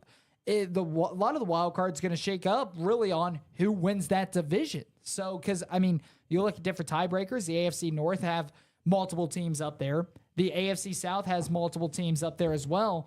And that's all. They played each other all year long. So you're obviously going to have quite a bit of movement within the AFC playoff picture. So nonetheless, it's going to be super exciting to see what all can entail. It's really going to be super exciting to see what entails over the last couple of weeks. We have 3 weeks left to go in the regular season. And Matt, I ask you this question every single week on this show, and I'll continue asking you this question until we hit the playoffs. Matt, who are your 3 wildcard teams? Has it changed from last week? Me, I'm going the Browns at 5. I'm going the Bengals at 6. And at the 7 spot, give me Buffalo. I love the Buffalo Bills and what they've been able to bring to the table thus far, and especially good, big wins last week against Kansas City. This week, proving dominance over the Dallas Cowboys. I like the Bills. I think they still get in, and I think that they'll end up sneaking in as well. When it comes to the wild card, for me, the biggest question to me right now, I feel pretty confident in Browns, Bengals, Bills being the teams that make it into the playoff. For me, the argument, and for me, the big talking point that I'm looking at right now when it comes to the AFC, who is going to win the South? You've got 3 teams at 8-6. All of those teams, I'm trying to think of the matchups. I think the Colts have the Texans. Last game of the season, Colts have the Texans. I think the Jaguars have the Titans last game of the season for them. You just take a look at the fact that you've got 3 teams at 8-6. I remembered bringing this up a few weeks ago. I didn't involve the Colts in this conversation, but I said the Texans would win the AFC South, and it wouldn't be Jacksonville. But here are the Colts in the conversation to be one of those teams that could win the AFC South. I think it's safe to say the AFC South, we're not done seeing movement in that department. With how the Colts have been playing, to be completely honest with you, with who they've got the Falcons, the Raiders, and the Texans. I don't think it's out of the realm of possibility that the Colts can make it into the playoffs. Not at all. I don't think that's impossible, especially with the fact that they just, as you mentioned with that comment, they absolutely took it to Pittsburgh in the running game with their running back 3 and 4. Zach Moss was their number 2 running back. Jonathan Taylor was their number 1 running back. They had Trey Sermon be one of their leading rushers in that game against the Steelers. So for this Colts team, the fact that you've got essentially RB3 and 4 with Goodson and Sermon both running and both averaging 5 yards a carry against a very tough Steelers defense, I think it's safe to say the Colts offense knows what they've got cooking, and they know what they're going to be able to do throughout the remainder of this season. So for the AFC, for the wild card, the toughest part is the fact that I think there are currently, when it comes to the wild card, there are 5 teams that have legitimate arguments and legitimate conversations for making it into the playoffs, but there's only 3 spots. That's the toughest part to me with picking these picking these teams. And the other reason that it's so tough is because I don't know how secure Jacksonville as the 4 seed right now is, with how good the Texans have been playing, with how good the Colts have been playing, with how not so good the Jacksonville Jaguars have been playing. It's totally possible the Jaguars missed the playoffs themselves. So talking about the AFC right now, the other reason I'm not set in stone and the only reason I'm excluding AFC South teams from the wild card is because I don't know who's going to win the AFC South. So my 3 teams that I think are going to make it, I think the Browns, because they've got that game advantage. I'll go off the same point I talked about last week. That game advantage with 3 games left to go in the year is such a big confidence boost and such a big boost overall for this Browns team. The way the Bengals have been playing, I see it completely obvious and possible that they could make the playoffs. With how the Bills have been playing, they just absolutely whooped Dallas. It's totally possible that the Bills end up clawing their way up top and clawing their way into the playoff picture. But the question is, say you have Jacksonville and you have Indianapolis win out. We see how the tiebreakers sit right now. We see how these teams sit right now. If the Colts win out, they'll make it in. The Bills won't. If the Jaguars win out and the Colts win out, well, I say both Jacksonville and Indianapolis both win out. Both of them are going to make it in. Jacksonville loses a game. Bills, Colts win out. Colts should win the AFC South, or they would be, if they beat the Texans, I think, last week of the season, they should win the AFC South. And then you've got the Bills making it into the playoffs. So there's a lot of different pieces and there's a lot of different things that are going to move around. So my picks are Browns, Bengals, and Bills, but I'm not confident in those 3 because of what's going on in the AFC South right now. Matt, in the AFC South, I still think Jacksonville is going to stay on top. And the reason why I think Jacksonville stays on top is mainly for the fact that they have the tiebreaker over the rest of the division, and they have Tampa Bay, Carolina, Tennessee. 3 very winnable games for Jacksonville.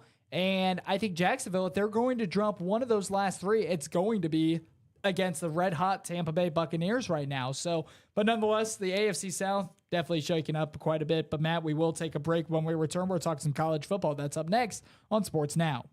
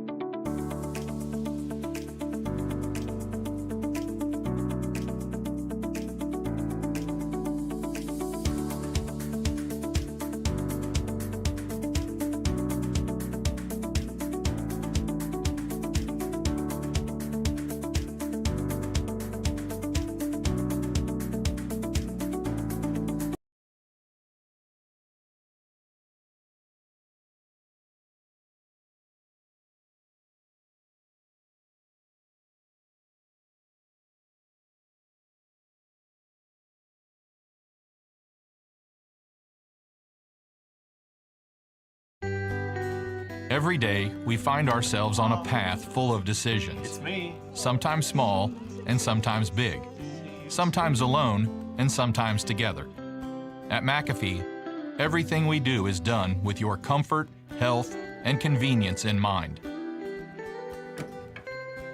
She always wanted the best for you, and now you can rest knowing you've provided the best for her. Breathe easy. Choose McAfee.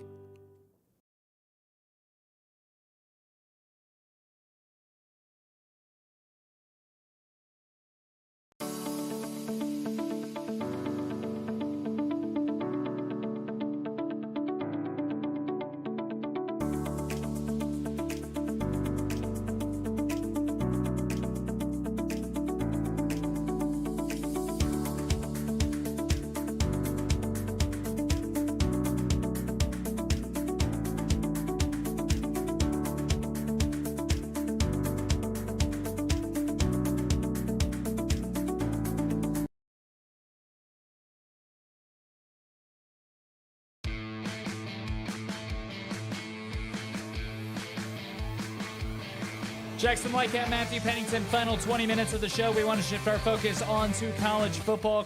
We're going to talk about the Ohio State Buckeyes, their upcoming bowl game against Missouri, and we will also talk about the college football playoff and the entire semifinals as well, because, Matt, as we mentioned at the beginning of the show, this is our last show of the year. We will be back Tuesday, January 2nd with the holidays and all the events TKDS Sports has coming up. Matt, it's the last time that we'll be on Sports Now until 2024. So I'll see you next year, but I know that's a cliche, corny joke, but no, nonetheless, let's talk about some of the Ohio State. They have a New Year's Six bowl game going up against Missouri, number 7 versus number 9. And when you look at what Missouri brings to the table, they're a very good football team, and Ohio State cannot take them for granted. There's also a lot of what ifs on what players will Ohio State have available, because they had quite a bit of players transfer out as soon as the transfer portal opened.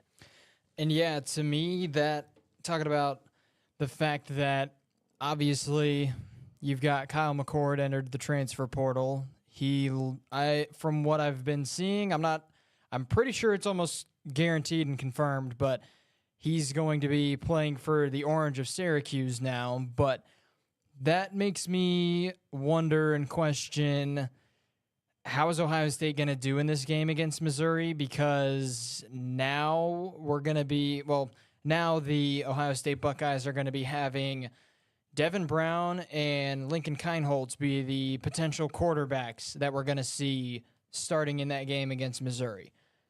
obviously Ohio State's defense is insanely talented, the offense insanely talented, but how are those two guys going to play out for Ohio State in that game against a very good Missouri team? So taking a look at the team as a whole, I hate saying it as a Buckeye fan, but I don't feel really that good about Ohio State against Missouri in this game. I know Ohio State has an insanely talented team, both offensively and defensively, but it's pretty much almost a complete reset to what we saw for Ohio State at the start of the year. The big question mark is the quarterback position. It's essentially start of the 2023-2024 season 2.0 for Ohio State in this bowl game against Missouri. So talking about the game for Ohio State against Missouri, obviously I'm confident in the team because of what they've been able to do so far this year.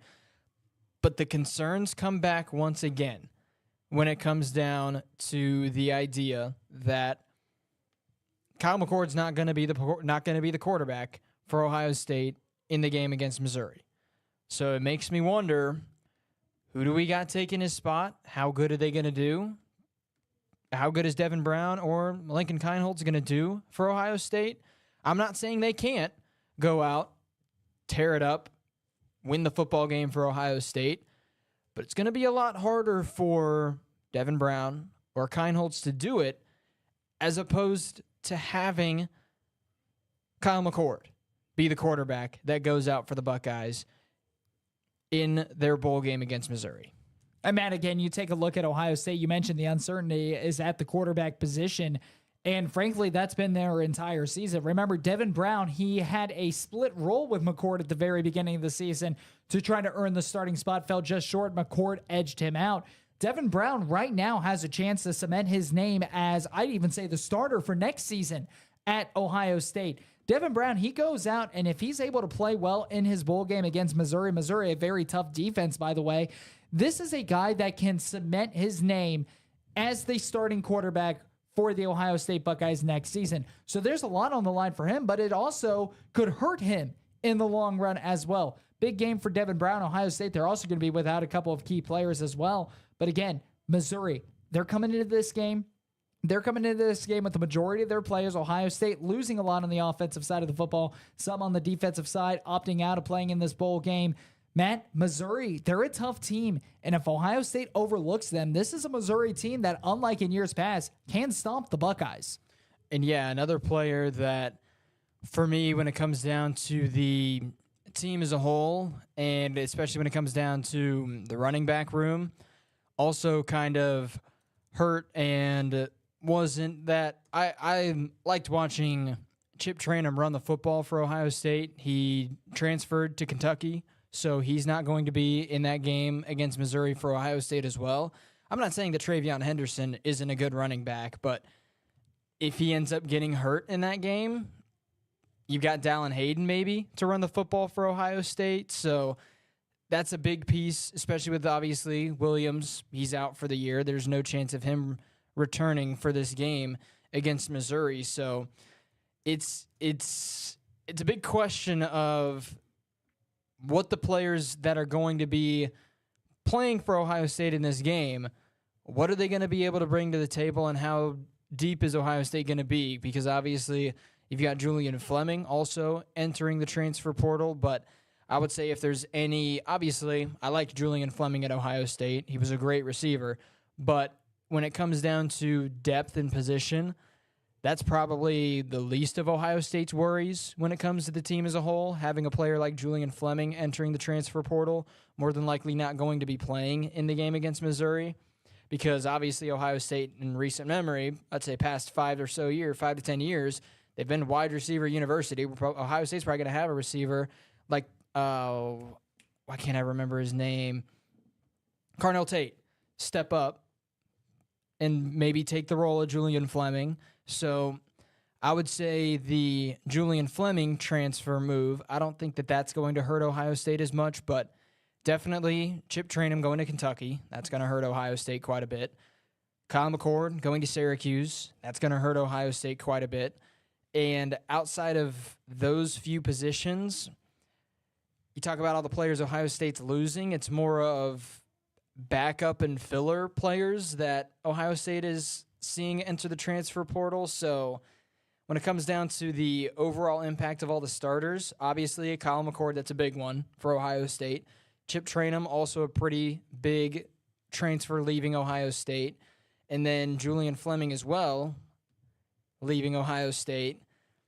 Those are pretty big, but the biggest one is definitely Kyle McCord for the Ohio State Buckeyes. And Matt, not to mention the fact that all eyes are still on Marvin Harrison Jr. on if he will return to the Ohio State Buckeyes. Remember, he claims that he was offered about $20 to $25 million in NIL deals for Ohio State if he were to return another year. And he already said that his goal is to take on Michigan and beat the Michigan Wolverines, who have beaten them in the last couple of years, last 3 years to be exact. But again, Matt, you look at Marvin Harrison Jr., and he's a guy that could go to the NFL right now and be at least a top 10 draft pick. I would say a top 5 draft pick. He is also a guy that can return to college and take that risk of not going pro right now as we speak, risk an injury, but come back and help the Buckeyes hopefully go for a national championship. Matt, to me, I think the smart decision is go make your money, go pro. Because then you're inked in on a 5-year contract, 4-year contract with a 1-year option for it being a first-round draft pick. And you're making that money, but you're also earning a guaranteed incentive as well. And you can also make some more money by doing some sponsorships, some marketing for your own end.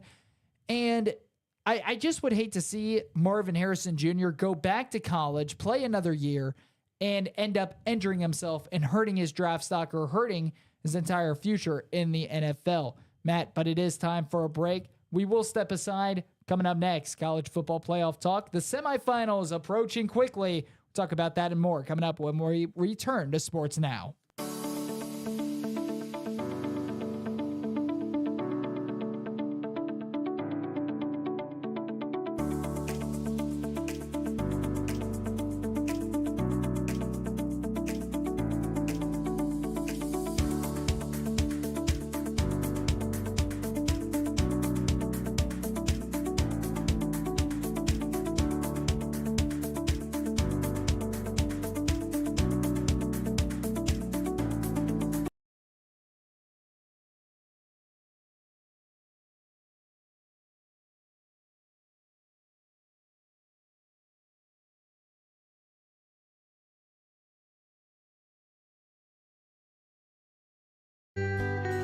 Every day, we find ourselves on a path full of decisions. It's me. Sometimes small and sometimes big.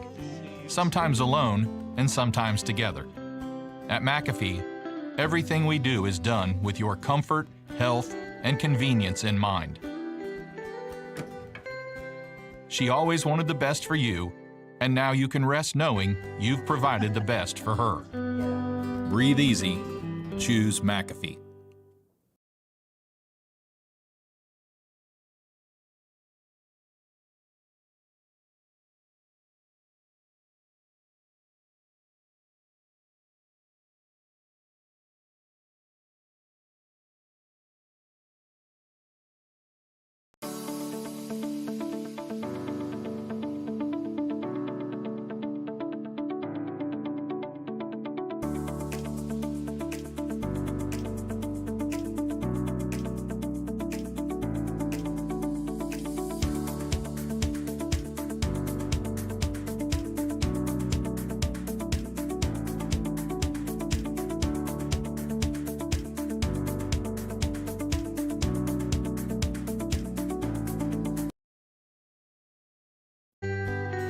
Every day, we find ourselves on a path full of decisions. It's me. Sometimes small and sometimes big. Sometimes alone and sometimes together. At McAfee, everything we do is done with your comfort, health, and convenience in mind. She always wanted the best for you, and now you can rest knowing you've provided the best for her. Breathe easy. Choose McAfee.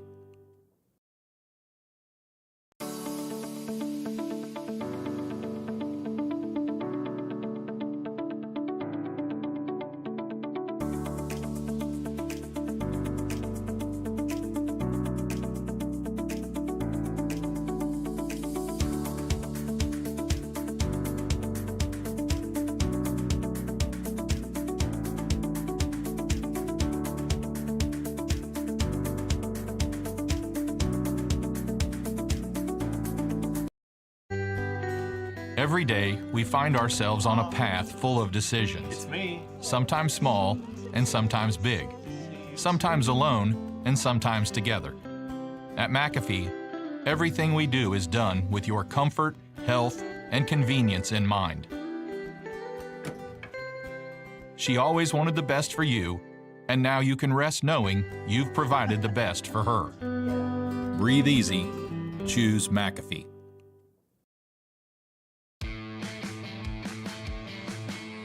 Final couple minutes of this 2-hour show. Jackson Lightcap alongside Matthew Pennington again. Unfortunately, this is the last show that we will have until the beginning of the new year. Our next show will be held on Tuesday, January 2nd. So, Matt, I'll see you next year. We'll see all the viewers back next year. Looking forward to that. But within that 2-week time period, the college football playoff semifinals will be playing on that Monday. Matt, number 1, Michigan. Number 4, Alabama. And then number 2, Texas. Washington, I beg your pardon. Number 3, Texas. Your thoughts, your opinions, what do you expect? What I expect? 2 pretty good games. That's what I expect from these games that we're going to see between Alabama and Michigan and then Texas and Washington. I know we're going to see pretty good defenses by both Alabama and Michigan. I know we're going to see 2 pretty good offenses when we see Texas take on Washington. So I think it's going to be a tale of 2 different games. Bama, obviously, and Michigan both have good offenses, but both also have really, really stout and really good defenses. And then on the other game, you've got the 8:45 start time, Texas versus Washington. You have 2 insane offenses. And then Texas's defense is a little bit better than Washington's defense. But still, I think the college football playoff, the semifinal games, they're going to be phenomenal games to watch. They're going to be phenomenal games to keep an eye out for and to be a spectator of myself. But like I've said a few times, I think the final game of the year, the national championship game, I think that's going to be between Texas and Alabama. That's who I see making it into the national championship game after these 2 games are said and done. Matt, I agree with you. I like what Michigan brings to the table. I think that they are a very good team, and I do think that they can go toe-to-toe with Alabama, but Alabama's just looked too dominant. They've played too tough, and here's another thing. They're from the SEC. The Southeastern Conference is significantly better than the Big Ten. Alabama, they've been there. We've seen Michigan. What happens when they get there? They choke. I think that this is a Michigan team that you cannot base on years past. I do think that if there is a season that Michigan wins it all, it's going to be this season. They have a very good team. I love what they bring to the table. I just think Alabama's a better team. I just think that Alabama and the Crimson Tide are going to go and take down the Michigan Wolverines. I think it's going to be a very close game. I think that it's going to be a phenomenal game to watch. I just think that Alabama is a more complete team, a tough defense. They have a great running game. Jalen Milroe certainly stepped up his game. And Alabama, they've gone toe-to-toe. They've faced a lot of adversity this year because, and I know Michigan has as well, losing Harbaugh for the last 3 games of the season. McCarthy was a little banged up as well. But Alabama, they practically had to win out after that loss against Texas.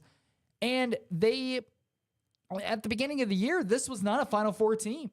I mean, they only beat USF by 14. They had to do it the hard way.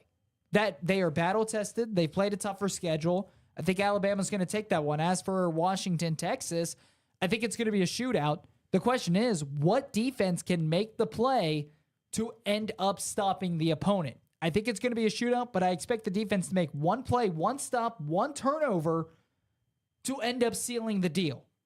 In my mind, Texas has the stronger defense. I think we'll see the rematch Alabama-Texas. Matt, it's hard to beat a team 2 times in the same season. I got Alabama winning it all. Hey, I'll stick with what I was saying what I said a few weeks ago. I think it's going to be rematched Texas-Bama. I think Texas is going to take it this year. You take a look at what the Longhorns have been able to do. Only 1 loss on the season to Oklahoma. And a lot of people might have in their mind that, man, you lost to the number 12 team. Meanwhile, you take a look at Alabama. They only lost to you. I'll tell you what, though. It's one thing we've seen pretty much every single season inside of the Big 12.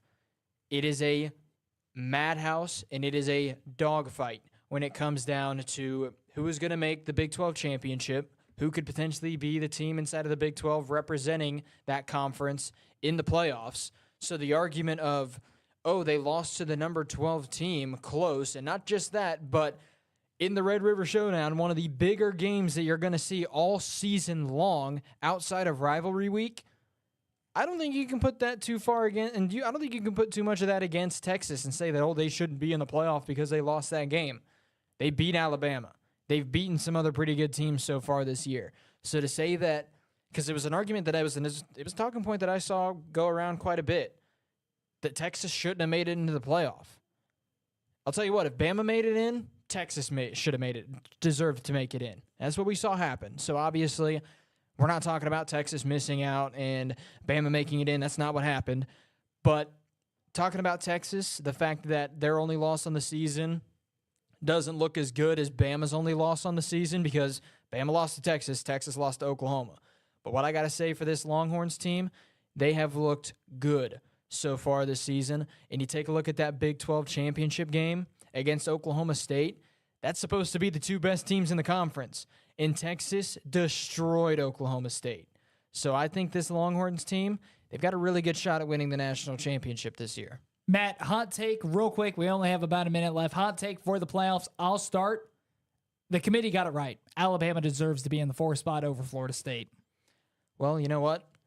My hot take, you are 100% right on the idea that they Is got that the really top that 4 bad right. of a hot take that I'm right for once? I mean, you're not right about a lot Point of things, taken. but Point taken. Nonetheless, that'll take us to the end of our 2-hour show. Alongside Matthew Pennington, our producer, Kevin Fowler, I'm Jackson Lightcap. Thanks for joining us. Folks, our last show for 2023. We'll be back in 2 weeks, new and improved, after the holidays. Folks, happy holidays, Merry Christmas, Happy New Year. Matt, I'll see you next year. Actually, I'll see you at the end of the show.